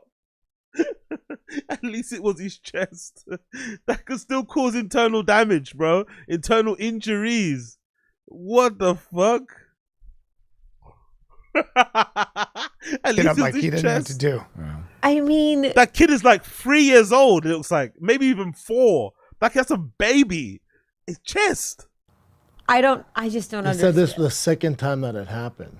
I don't get it. I don't get it. I kicked the fuck out of that. I remember I was what do in you do to Vermont, my friend's farm, Kick that and deer right in the this fucking face. ram, it didn't have horns. It was a young ram, butting the shit out of you. No. If you were in there, you had to he would come right at you, man, No. and just butt the fuck out of you. Fuck those things. Oh man, you had to constantly be like, "Oh, watch out!" Me and Jay in Florida were watching that American Primeval. I said that like everywhere you go, you got to be on guard. It must be so stressful living back then. Oh my god. I love how he watches series and thinks they're like depiction of real life. I love how dense he is. Like he's so dense that he'll watch like a Western and think like that's how it actually was. Like scene by scene, that's how it was. You have to be on your guard. Oh really? You have to be on your guard. That's what you learned from the show, yeah? Alright, cool. That's like it's a documentary or something. Oh my, a reality TV show. Incredible. But it's basically the life of a deer. That's right. You're a deer. That's right. Everything's trying to kill you at all times. Turkeys You are can the never- Deer. That's right. You're a deer. That's right. Everything's Deer. trying to kill That's you right. at all times. Turkeys you are can that way never too. chill. Everything wants to kill you all the time. Your food. You can never chill. Never Think chill. about being a deer. You have no way to fight. You can't even trying drink to- water, dude. You ever see a deer drink water? Yeah, they're all- Deer. I'll take another sip. They're just like schizophrenic, like just anxiety. Coyotes, all the anything time. else? Yeah. Yeah, of course. And then the other friend's like, yes, everything is here to kill you. Everything. Always be ready to run. Oh, and Larry, we can't fight. We have nothing. Nothing. And watch this. Your ankle's swollen. Oh, game on. You twisted your. Oh, you're dead. Oh. Now the only no. thing God gave us is speed. That's out the window. You ever see deer eating birds? What? Yes. Yeah, they will. It's eat pretty bird. creepy. They They're need like ground protein. nesting birds. Yeah, you need protein. They'll just eat. Well, that bird deserves it. Chin of the There's forest. a duck right there. And horses will eat a chicken. They'll bite a chicken and eat it. All right, great content, guys. Anyways, Anything else? it's a terrible video, but yeah, they do eat birds. Okay, cool. There's one video right there of a deer with a bird in its mouth, but let's not click that one. Let's click the other one. There's a video right underneath the one he was watching with a deer that has a fucking bird in its mouth, but let's not watch that one. No problem. All right, never mind. It's okay. Here's one. I'll let you guys watch the video. So this little boy was blown off his feet because of a sewer drain exploding, and I felt bad in the beginning until I read the article. Let's play the video. There he goes. Walking around. Was it fireworks or something? How old is that guy? My little boy, my boy. Oh, So But hold on a second, What did you guys. feel Do you bad know about why it blew up? What? He said gas. He threw a firecracker down there. I know about this stuff That's too. how Yeah. it goes. Yeah.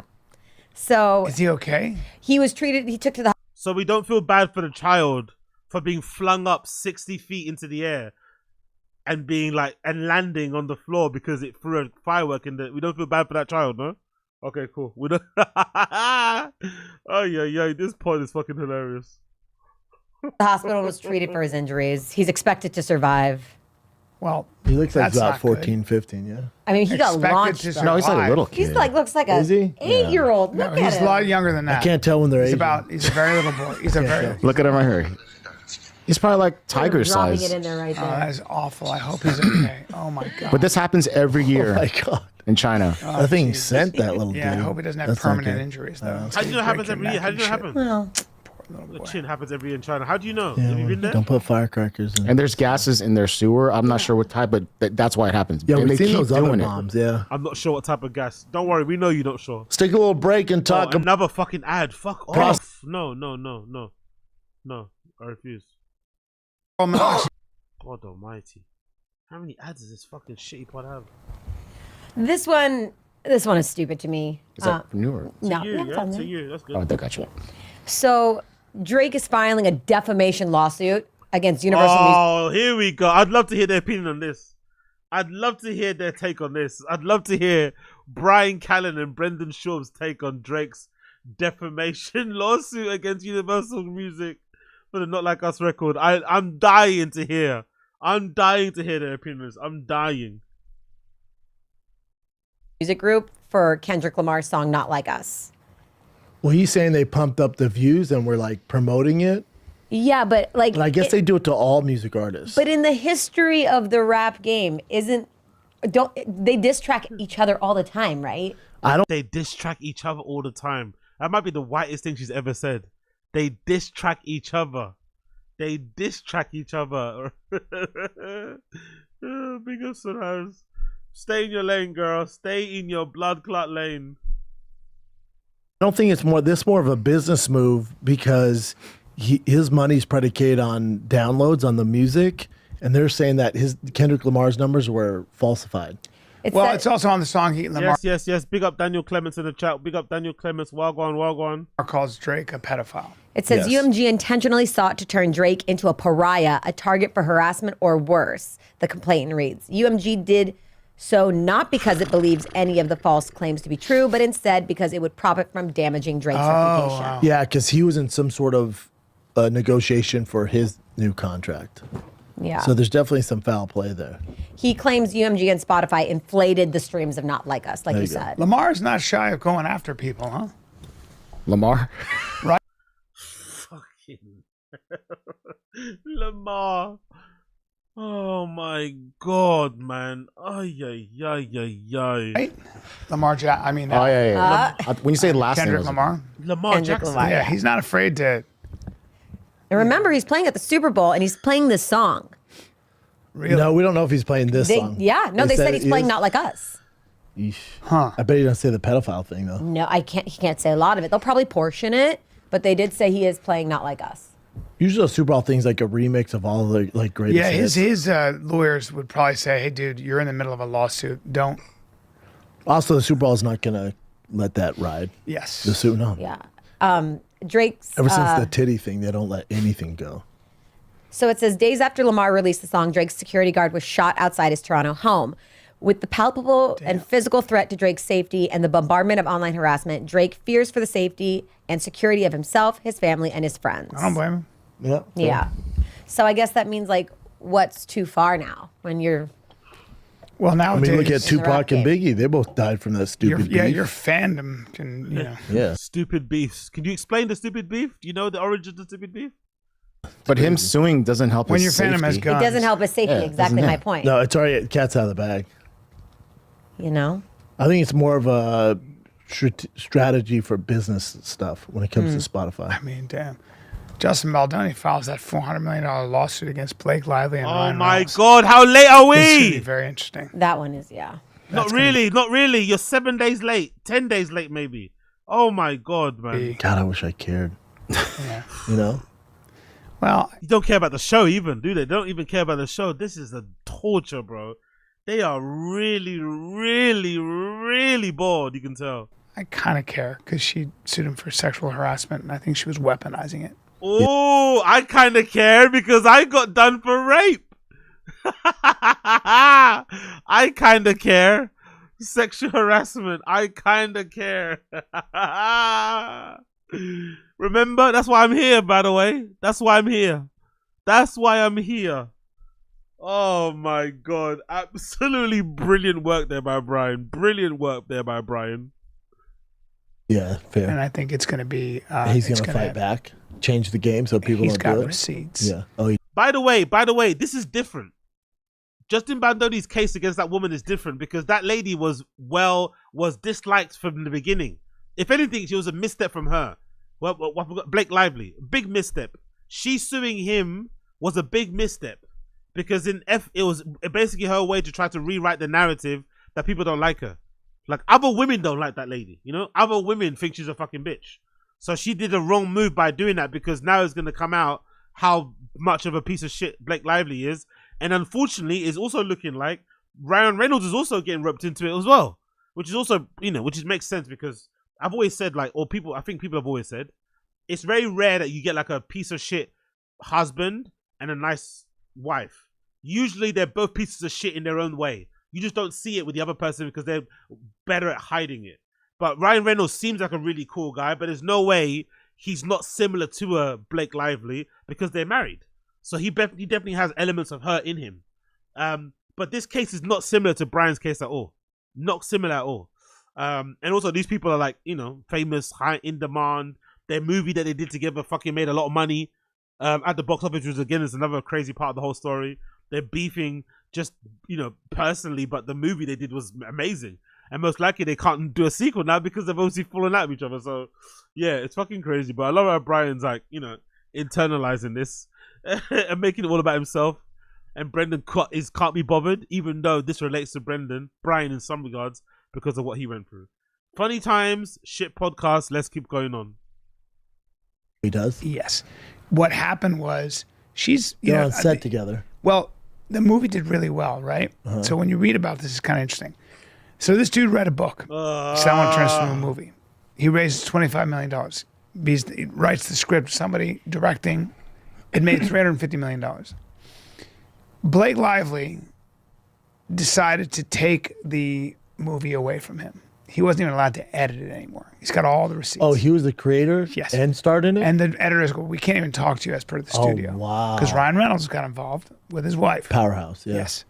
So he goes, I can't. He goes, wow, haha. He goes, I can't even see the cut of my movie. Creation, yeah. Okay. Which I don't know if people understand. That is like, you know, it's the So crazy hard shit. to do, yeah. And oh, and by the way, a guy didn't write it. A woman did. It's a book about surviving domestic violence, all this sort of fucking nonsense. I love it. I love it. Retelling the story, trying to give your opinion on the story. You don't know the details. You don't know all the facts of what happened. Great. And he said, well, let's continue to take the high road. I don't want to disparage her. Blake Lively starts to see all these articles coming out about her online and all this like clips and How she stuff sucks. about, and they're drumming up old interviews and how she sucks. And like, you know, even Armie Hammer is like, you know, the person I really had the worst time with was Blake. So, and it's also should be noted, Ryan's known as the nightmare on set well, too. yeah. Really? I mean, Yeah, big time. I never knew that. I could tell. I could tell you. Nightmare. I've heard. I don't. Oh, that's a shame. That's a shame, but again, it makes sense, isn't it? Because it always is like that. It's impossible for Ryan Reynolds to be this like happy-go-lucky personality that he is on the outside, but also be married to a woman like Blake Lively who it looks like she's a bit of a bitch. You know, it's, again, not her fault. There's not crime to be a bitch, but Blake Lively looks like she's a bit of a bitch. It's impossible that he's not also a bit of a wanker himself. It broke my heart. It's like when I found out The Rock was the same. Dwayne Johnson, when I was doing that, I was filming that show. I was an extra on some TV show that Idris Elba was in, and the makeup people basically said, yeah, you know who's a real shocker? That's an actual prick, and it's not as nice as he seems to be on TV and stuff. He's like, who? The Rock, Dwayne Johnson. Honestly, my heart sank. I was so heartbroken. I believed the fucking, I believed the smoke and mirrors. I believed how he was, how he's a super nice guy, image thing on social, but allegedly he's a nightmare too on set and behind the scenes. An absolute cunt. People hate him. I was like, oh man. So yeah, unlucky for Ryan Reynolds. Like super stuff. difficult. I've heard some stuff. We've heard from a good buddy. He's also so talented, so funny. That's why he gets away with amazing. it. But that's why he gets away with it. Yeah. But anyway, yeah, very difficult. But yeah, they're look at Brendan like he's a Hollywood insider telling Sanaz, look, don't worry, I'll text you more information later, babe. But anyway, yeah, very difficult. But don't worry. I'll take you after I blow your back out. I'll let you know some more stuff. Don't worry. I'll let you know some more stuff. I got you. Yeah, they're in Hollywood. People that seem amazing a lot of times are amazing, and then there are a lot of people that seem really amazing and maybe aren't so amazing, right? Big up Squeegee 216. I'm a piece of shit, and my wife is nice. Yeah, you're probably one of the rare ones. Usually the couples kind of like start to look and act like each other. So usually they share some common trait. So it's unlikely that one person is just super nice and the other one's just like one person's super mean and the other one's super nice. It's usually unlikely. So you and your partner, my friend Squeegee, you are very, very unique and rare. But is he difficult or is he methodical? Like he just has to have things in a certain way. I don't know. The answer is I don't know. I don't know Ryan Reynolds, so I'm not going to say anything bad. I don't know Blake Lively. Look at Brian trying to protect his fucking connects. I'm not going to talk bad. Bro, you're not going to go back into Hollywood anyway. You might as well fucking talk bad on this guy. You might as well crash out, bro. You're not going to go back in Hollywood anyway. Crash out. But what's interesting is that she then says she thinks that Justin Baldoni. Oh, really? Is that true? Is that true? Rock abandoned the daughter he has with a female trainer and went full Skittles. I didn't know that. Oh, that's okay. That is obviously a sign of a fucking piece of shit guy, isn't it? Abandoning your kids, no matter what issue you have with the mother, you should never do that. You should never fucking do that. So yeah, fuck, man. If that's true what Coiler said, then yeah, I guess he is a piece of shit then. Media team are doing this because she kicked him off the movie. So she goes and files. Harassment. Yeah, so she goes, oh, you want to play this game? Okay, watch this. Look at Masad Aziz. I've never hung out with Ryan Reynolds. I've never known him to do anything illegal. We hung out one time. We hung out that one time. We've never been on tour together.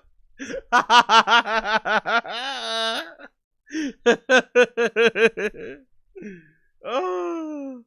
Yes. And the way she got him off the movie was she complained to the California Civil Rights Board. It was kind of a private thing, but the studio was like, all right, we don't want any trouble, So one of the things she said is, by the way, she did say a lot of stuff that he did sexually that was a bit inappropriate in the thing as well. Is he going to point that out? About how he was like lingering on the kisses, he was appearing naked in certain like doing like other stuff that clearly wasn't cool. So Justin Baldoni did some bullshit things too to her as well during the filming of that movie. I wonder if he mentioned any of that stuff. She goes, so then I think what she found out when she filed the suit that he sexually harassed her, saying, for example, you came into my trailer when I was breastfeeding. All the stuff. And he was like, and he gets dropped from his agency. Oh, wow. Right away. He gets, this is right, at this point, he's the hot new director. They all want him. He had a feminist award. This is his shot. Yeah, he had a feminist award. Hold on, let's pause this for a minute. Let's pause it because these guys are chatting shit. Wow, I just read here that A$AP Rocky has rejected the plea deal. Fuck, he must be confident of his fucking chances. Usually people always take plea deals. Let's see. because if you don't know, ASAP Rocky's involved in a gun charge. He got into some argument with a former ASAP crew member called ASAP Relly. And that ASAP Relly is alleging that ASAP Rocky fired his gun and the bullet grazed his hand. They got into some sort of argument. During the argument, Rocky pulled out a gun. Allegedly, the gun went off and it grazed the guy's hand. And Rocky has rejected the plea deal. Wow. Okay, cool. Look at that. Rocky has rejected a plea deal offer at the start of the firearm assault trial in Los Angeles. Prosecutors said if he pleaded to count one, they would ask for 3 years probation, 7 years suspended prison sentence, and 180 days in county jail. I respectfully decline. Thank you. Fuck. Okay, he's taking that shit to trial. He's taking that shit to trial. So this is what happened.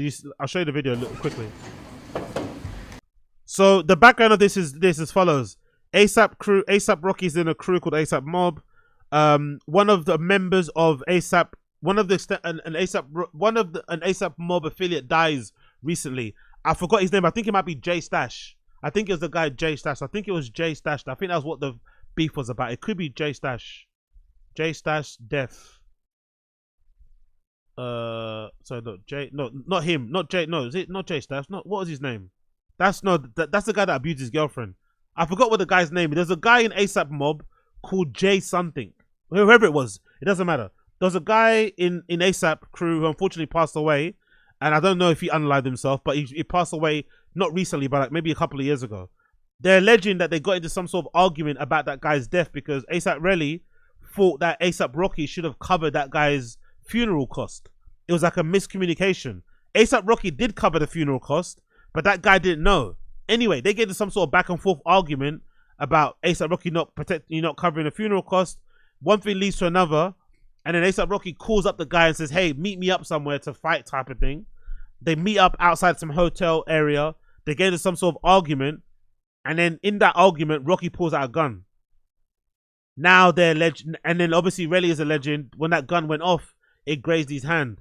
Rocky's saying it didn't happen because unfortunately the CCTV footage, all you see is them scuffling. You don't ever see Rocky pull out the gun, I don't think.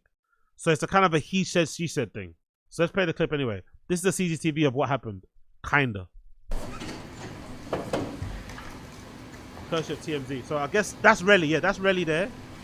That's Relly. That's ASAP Rocky. Rocky's on the left, Relly's on the right. They're tussling. That's ASAP. That's ASAP Eels breaking up the fight there. Trying to break it up. They're out of camera. That's Relly again there. That's Rocky coming up to him again. Oh, that's Rocky with a gun. Wow. Okay, the gun's in his hand. Oh. I don't know about that, bro. If that guy didn't bring it, if you told him to meet you somewhere to talk, because that's the thing as well. I think ASAP Rocky called the guy and said, "Meet me at this hotel to talk." They go and talk, and then he turns into a fight. So essentially, that might be classed as an ambush. I don't know if that makes sense. Then you take a gun, and that guy hasn't got a gun. He took it to try. Wow, I don't know about that, bro. Yeah, exactly. It's a bit. But what do you guys think? Is that in your American law? Would that get you in trouble?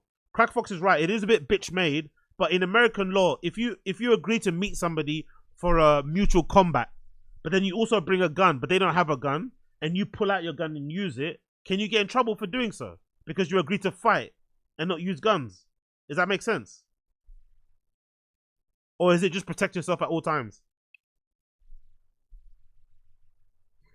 He pulls out the gun, they're tussling out of camera, you can't see nothing. Rocky puts the gun back in his jeans. Rocky again, walking down the street somewhere. I was gonna arguing still. Oh, that's him pulling out the gun probably. Everyone running away. Okay, that's him. Okay, that's him shooting. Everyone's running away. Oh yeah, because yeah, he definitely shot the gun. He fired a gun there because everyone's scattering like he fired a gun. Wow. Rocky's a wild boy, man. What the fuck is he doing? That didn't call for a gun. What you guys saying here? Premeditation. If this is NY, it's fuck. No, it's LA. It's LA. Red Dead Redemption. Yeah, man, this is a big illegal in any state. Protect the parks and get Joe Rogan to the podcast. Big up Two Swords. So this walking down. Is that Rocky again there? Can't really see who it is, to be fair.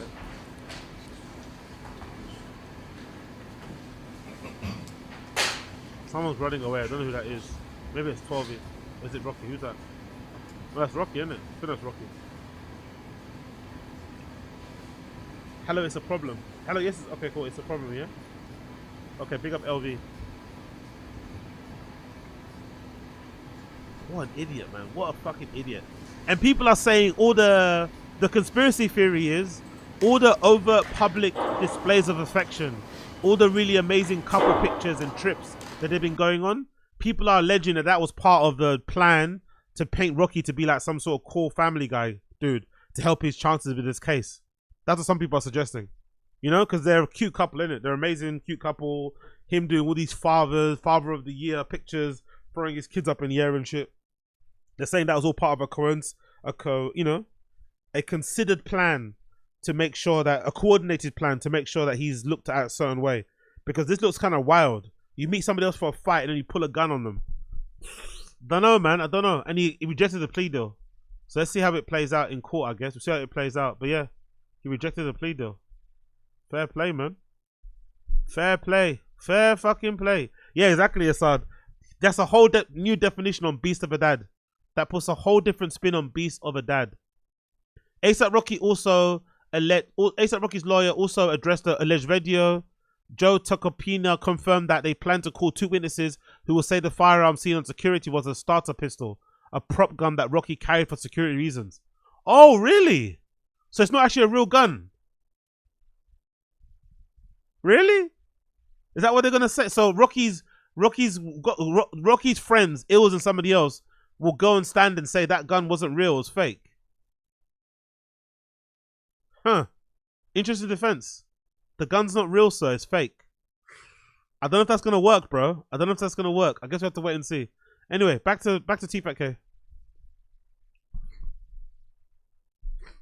And he literally, it was exactly what happens when you get Me Too. Yep. Right? And he was a huge Me Too, like he was a big Advocate, proponent. yeah. You know, all about, that's a whole different thing. So the problem with Blake, and she's gonna have, is that he's got all the receipts. But yeah, that's the thing. Big up. Why is it always big up Koila? You know, do you remember Koila? Back in the day, ASAP Mob were known for fighting, man. They'd always be fighting at their gigs. They'd be jumping into crowds. Do you remember that? That was a big thing. They were known for fighting.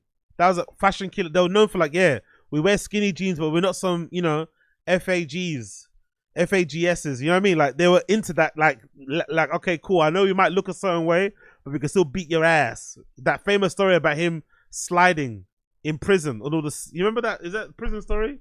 Does someone have that? Someone must have that, right? ASAP Rocky prison fight story. Someone must have that one. Iconic fucking story. Iconic story from ASAP Rocky. ASAP Ferg's face the whole time listening to him tell it. Somebody got it? Someone must have a video of that, no? Oh, slipping. Does someone have it? No? Oh no, we got only the new stuff. Nah, come on. Someone must have on here. Slip. Let's see. Maybe it's here. Let's see. Prison. ASAP Rocky slipping. Let's see if someone's got that. Maybe slipping will work. Let's see. Someone got the slipping story, please. I forgot when it was. It was a funny fucking video. There it is. Yes. Someone has it. Of course someone has a bit of it. Nigga got that nigga up out of there. Thank God. Yeah, I had to fight some nigga in the bathroom. No homo. We slipping on semen. Niggas was jerking off in the bathroom, nigga. I got that nigga up out of there. All that shit. This is parts of the story. One more time. That's fucking brilliant. Nigga got that nigga up out of there. Thank God. Yeah, I had to fight some nigga in the bathroom. No homo. We slipping on semen. Niggas was jerking off in the bathroom, nigga. I got that nigga up out of there. All that shit. This is parts of the story that I don't. Oh, fucking brilliant. Let's go back to Tfatk. He's got every text. And every text is him going, let's take the high road. I don't want to attack her. I don't want to destroy her. I don't want to do any of this stuff. He goes, it's sad what's happening. And his publicist is like, yeah, you don't have to do a damn thing.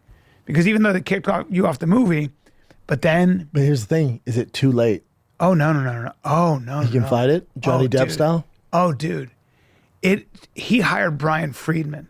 Brian Friedman is the lawyer's lawyer in Hollywood. He's a beast, and should have got him to they fight have your 90 case, bro. pages of receipts, sir. Oh wow. 90 pages that are directly contradict what she said. But Now- here's the thing: is Hollywood gonna let him back in?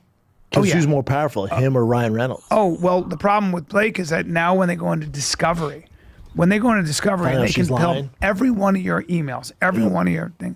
You're going to be in the internet's already chomping at the bit.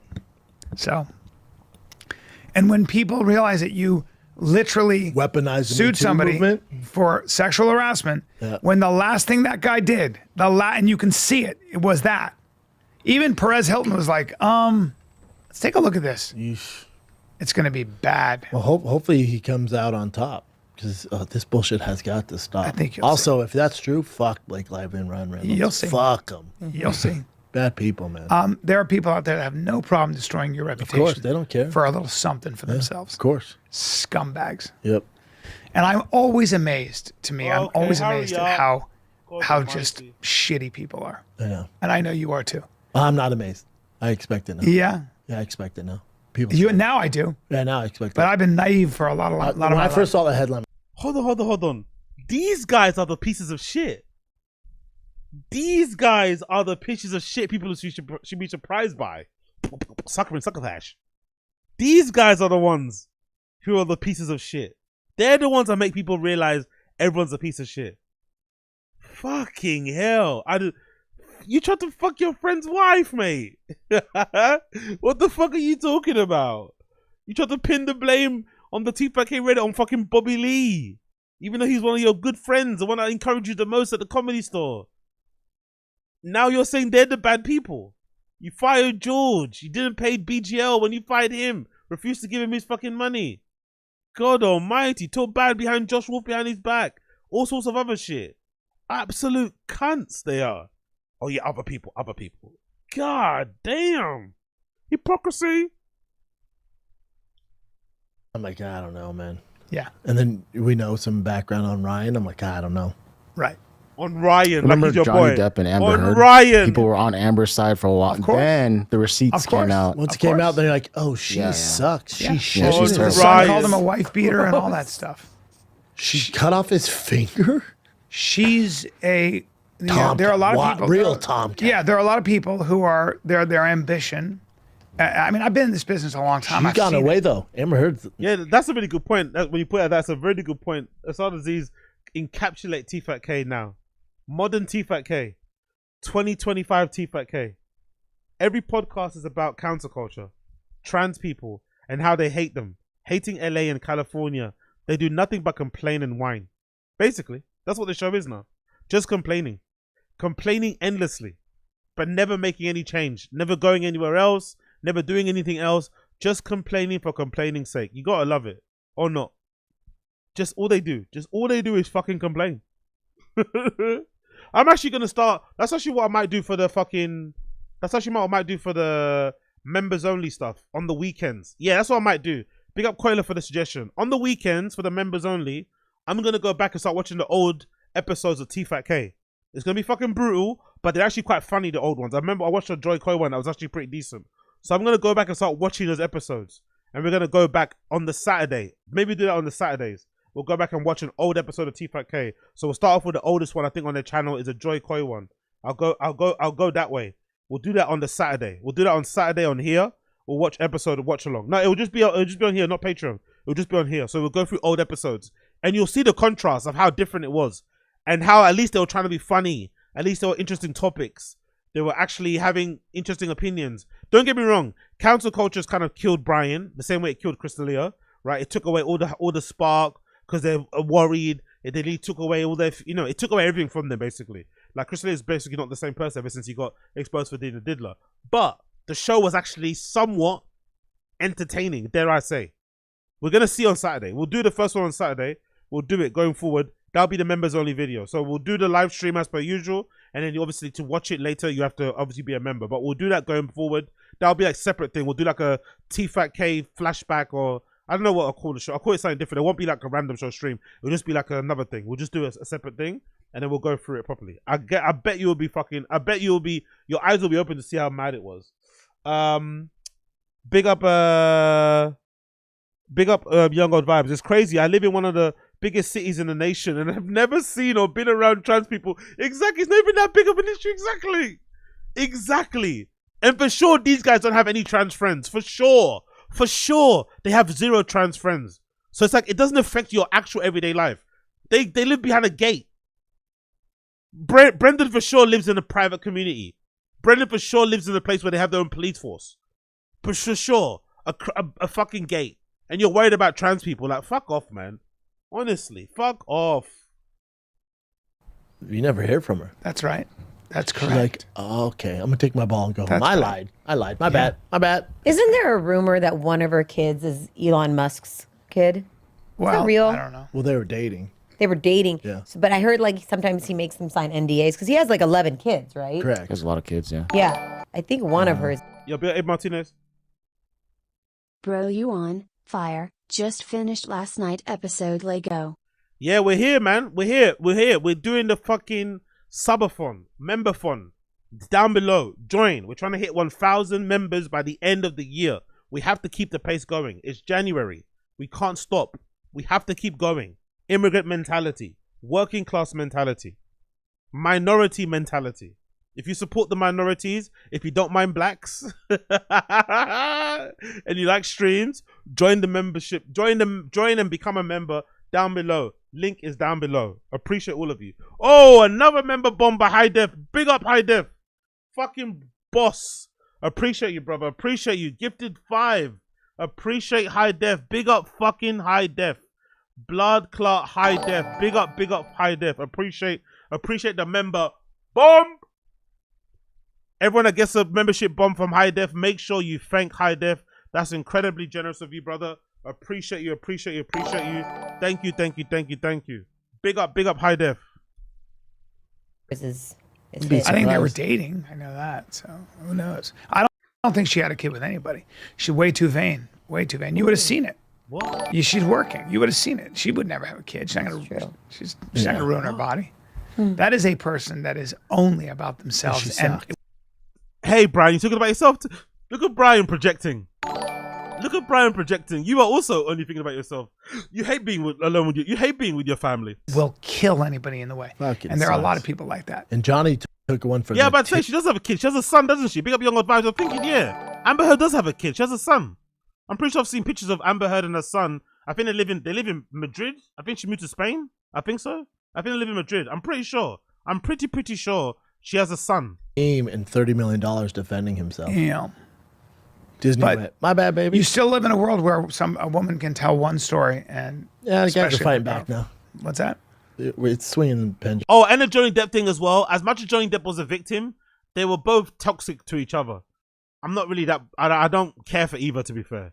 Yes, Johnny got painted out to be a little bit more abusive than he actually was, and she was also doing some of the abusing. But it was clear that they were both as toxic as each other. She was just maybe a little bit more cuckoo. Her biggest crime was trying to paint herself out to be this damsel in distress. She was clearly cuckoo. The fake makeup to make it look like she had a black eye, all this sort of shit, wild. Trying to entrap him with the recordings, insane.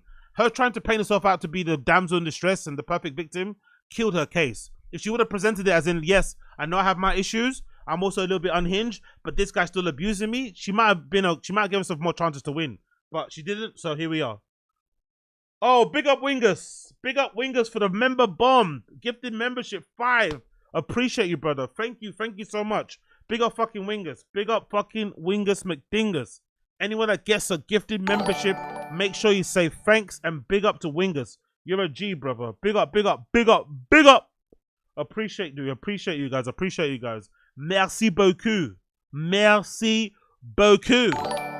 And because of that, feeling in a good mood now. Before I go to the gym later when we finish this episode, I'm going to make sure that I put timestamps on this episode and go back to do the timestamps on the previous ones too.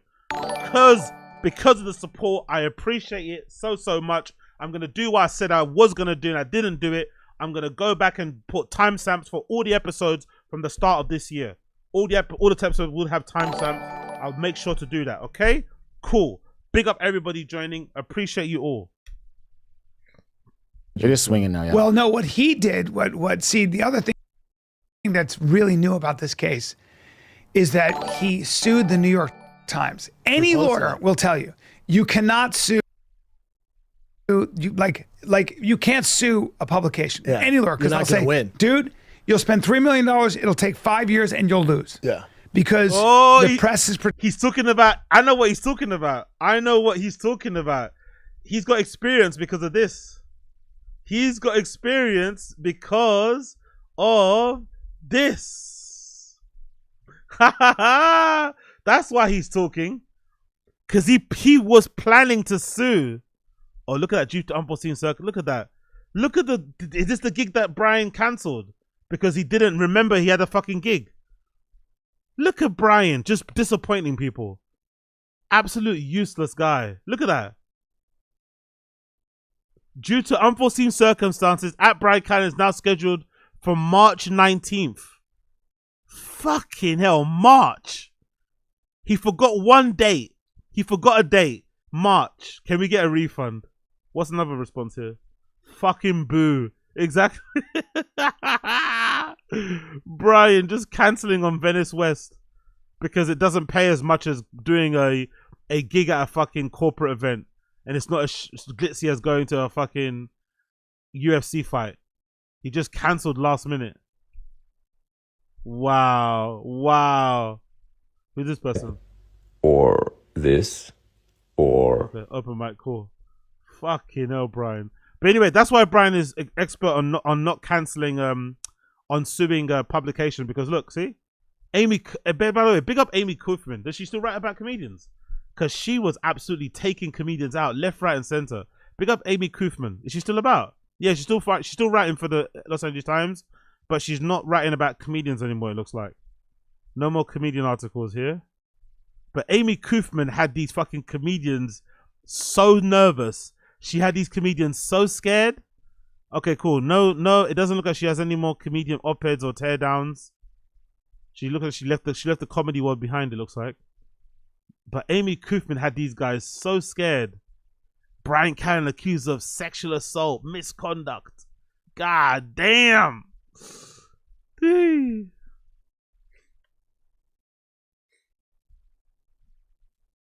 Protected, they can do stuff. But what the reason that he did that was the same reason that Dominion sued Fox. Okay, is it Kaufman or Kaufman? How do you pronounce her name? Is it Kaufman or Kaufman? What would you say? Or is it Kauf? Maybe it's Kaufman, no? Is it not Kaufman? Kaufman or Kaufman? Kaufman or Kaufman? Kaufman? Kaufman? Kaufman? Noffman? They knew that now all those reporters have to disclose all the communication they had and all the ass It's Kaufman, not Kaufman, Kaufman. And now you go, oh, you took everything out of context, New York Times. Everything. You never put one thing. You only took her side of the story and destroyed his reputation with that article. And it was deliberate. It was malicious. And they're fucked. He's suing Blake Lively and Ryan Reynolds for $400 million and the New York Times for $250 million. I'm a fan of this dude, because Brian Friedman was like, what happens is your lawyers come to you and they go, hey, dude, I'm the biggest lawyer in Washington, in LA. I like how they haven't mentioned any of the sexual assault things that he's been accused of or inappropriate behavior that Blake Lively accused him of. I like how they're not talking about that at all. So let's just ignore that. Let's just go after the woman because it's the easy target and everyone hates her. And I also got accused of some madness. But let's not talk about the Justin Baldoni getting accused of maybe overstepping the mark and making her feel uncomfortable. No, let's not talk about that. Let's not talk about that. Okay. Yeah, he's projecting super hard. Do this all the time in the world. We got a beautiful case here. Please allow me to take this. Please allow me. Give me 20%. You don't have to raise a finger because I'm going to make all the fucking money. And those guys are sharkies. You're going to, oh dear, sharkies. I ain't talking about the Mexicans. The New York Times doesn't want, they don't want to go into Discovery. They don't want all that shit out there. Out that they're just fucking they'll lose a lot of money, dude. And I'm telling you, I promise you, the only thing that they're dealing with right now is the only thing they're thinking about is this lawsuit because their lawyers are coming in and going, we fucked up.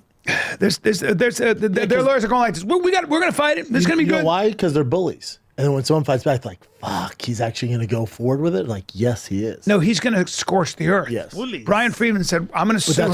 Define bullying. Define bullying. We need that. We need that. We need that. We need that. There we go. Let's see. Someone must have it on the tag on the Find the Kid. Define bullying. Someone must have that. Oh no, it's not the video. I want to see the video, please. Define bullying. Someone must have a video. Someone must have a video here. Yeah, that's a GIF. That's a GIF alone. Define bullying. Someone must have a video of it. Someone must have a video of it. Come on. Who's got a video? Who's got a video? Someone must have a video. Oh, that's hilarious. Define. Oh, look at that. Chin in the neck brace, the broken windows, the pushing the guy through the windows. Sorry, the glass door, sorry. Another one, let's see. Define bullying, define bullying, define bullying. Nope, it's not there. Oh, I need a video, I need a video, I need a video. Yo, big up NJ Ranger. Free speech guys tell about bullying media into silence. Exactly, exactly. Exactly, exactly.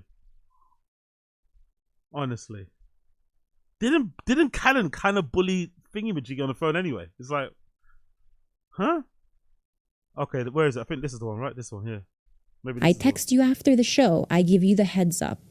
I say, Brendan, this is what was talked about on H3. Later that afternoon, Callan calls to apologize to Bobby for the bullying, threats, etc. Callan apologized after he knew that they went to the H3 podcast and talked about it. Fuck. I mean, that basically means nothing. He was scared. That's it. What a fucking asshole. What fucking assholes.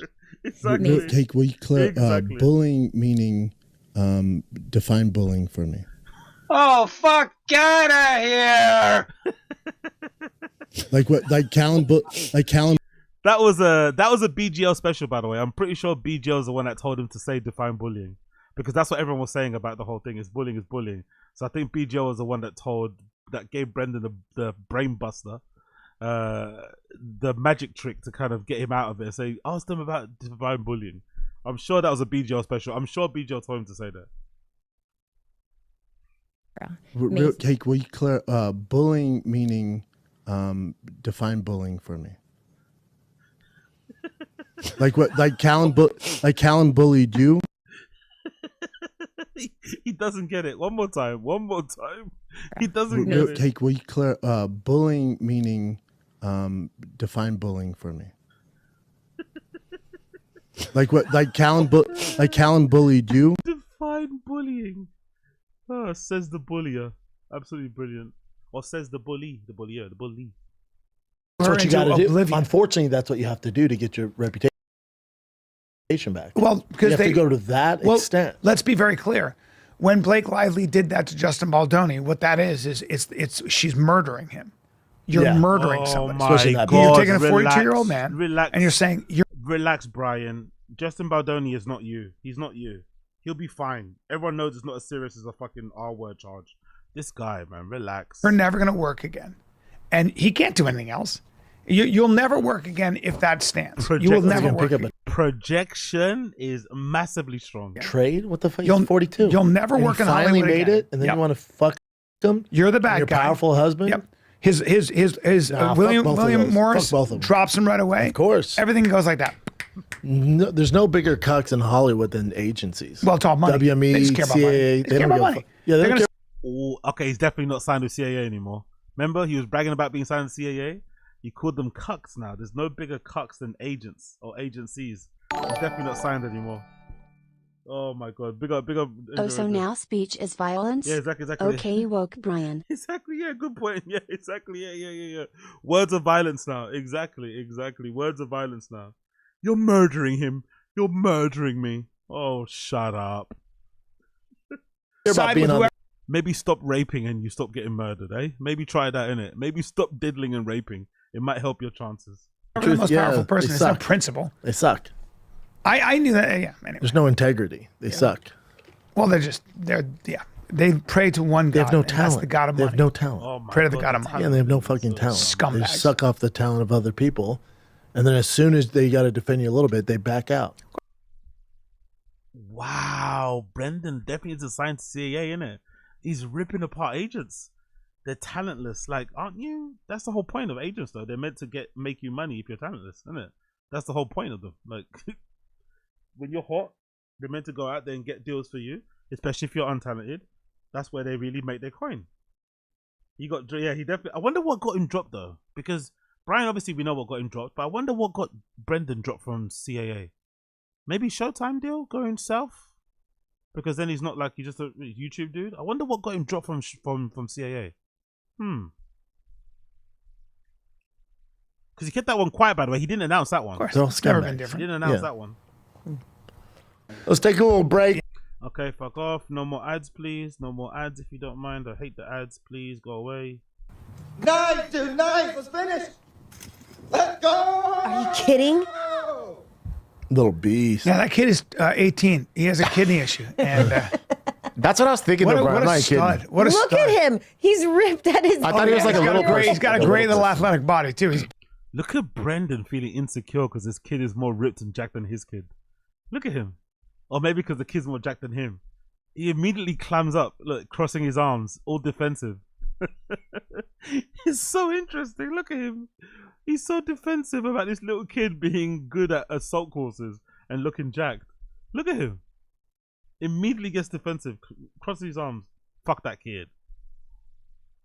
Oh, yeah. How do you even start teaching a kid this stuff? Do you think you like hold him as a kid and like first, yeah, he was probably good at pull-ups. They noticed right away. He's got monkey bars. He's really athletic. He's very big up Coiler. He was probably never really CAA, just signed to some rock climber who played electric guitar. No, I don't think so. He definitely was. It was a big thing. He definitely was, because that was also a time when he was like cosplaying as like a Hollywood person. I think he bought the book. Remember, because there was a big book that came out about CAA. I was actually meant to buy it one time. There was this book that came out that was like a history of CAA and shit. I remember he was talking about that. It was also around the time that the SNL had a book too that they put out. He was like cosplaying as like a Hollywood guy. Oh, I want to learn about old Hollywood, all this sort of shit. I remember that being a period. So he was signed to them because he used to talk about CAA a lot, but he doesn't talk about them anymore. Clearly, because, you know, they didn't renew the contract. Scared, right? Most not kids are scared. He's not scared. Not scared is a big one. Fear is a big thing. Yeah. I mean, I saw Tiger was playing football this weekend. Yep, I'm his coach. So football and baseball. Yeah. Does he like one better? Yeah, I'm his coach. Just say he's playing. How are you taking credit for your kid playing a sport? Yeah, I'm his coach. He loves both. Oh man, that's gonna be hard. It's not real football. Still not tackle. Okay. And then how about this dad who's been bothering me to sign up Tiger for tackle? I'm like, one more year of this, then he's gonna go tackle. And I see him at the game. He's like, dude, I was trying to text you, blah, blah, blah. And I'm like, oh, sorry, I've been busy, man. He's like, yeah, we're looking to sign Tiger. He'd be a great tight end. I'm like, I know. One more year of this, then we'll do it. I was like, how'd your son go? Well, you know, he's playing this really good team, and he plays safety. And he ended up in the hospital, man, due to concussions. And he had bleeding of the brain. I was like, oh, Jesus Christ. Tackle football? Jesus. How old? Tiger's age. No. And I said, how the fuck that? I played tackle football since I was 6, so I've never heard of this. He goes, the problem is they played a really good team. He was the free safety, and they kept busting out on big breakaway runs. So he kept tackling him with his head. So it was like over. Okay, we don't care about Beast of Dad content, please. No, please. We don't care. I mean, she looks great. She's great. That's hilarious. I love it. She's making a comeback. Good for Tom. Of course they love it. Of course they love it. You have to love this sort of stuff, innit? Whenever a Republican rapper person makes a song, you have to immediately love it because you're part of that party, I guess. You just have to like what they do in general. Even if it's terrible, you just have to like it. Cool. Toe the party line. We get it. We get it. We get it. We get it.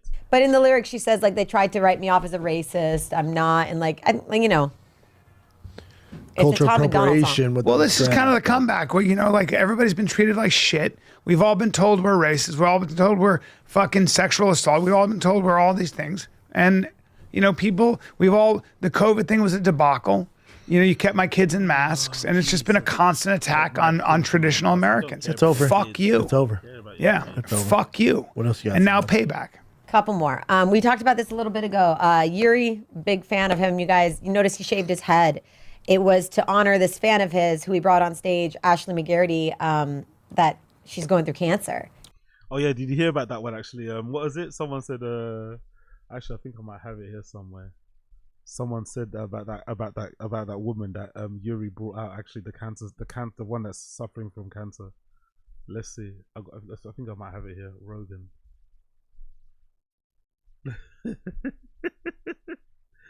There we go. Yeah, look at this. You see this tweet? Look at this tweet.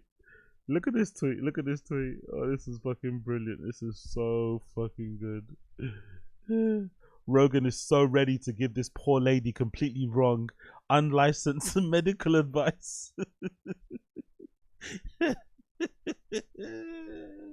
Look at him. He can't wait. He's itching to tell her about ivermectin. He's itching to tell her about the benefits of ivermectin. You know it. Ketamine, ivermectin. He wants to tell her so badly. Honestly, that will cure your stage 4 cancer. You know it. You know it. You know it. Oh my God. And I just thought, I don't know how do you not love this guy? Yeah, how do you not love this this guy? You know, I think they should do next for him. It's not gonna be Alex. He needs one more before he fights Alex for a third time. Aww. I think Robert Whittaker at light heavyweight, because Robert wants to go to light heavyweight. I think that's the fight. 2 big names. You beat him, then you can fight Alex. Wow. Or if Robert wins, Look then at you fight that. Alex. Isn't that cool? Yeah, that's cool. Yes. He's awesome. How do you hate him? I don't get it. Hate him? Who would hate him? You know, some people were The writing crowd in the went comments, crazy for he him. did it to cut weight. No. When I was there and he was looking at, he's a fan favorite, dude. The crowd, like now he's fighting Jamal Hill. Jamal Hill's American. Jerry is not American. Everybody else, they go and USA, they booed USA. Jamal. They booed Jamal. Jamal has a lot of haters. So yeah, he gets booed everywhere. Yeah, yeah. I guess that was and a lot of reasons. But because he's a sore loser, isn't it? That's why he's a sore loser and a bit of a cunt. That's basically it. But I think that fight humbled him a little bit, to be fair. But Yuri's just standing there looking. They love him. Straight samurai style. Samurai. I don't know how you cannot. How do you say it? Samurai or samurai?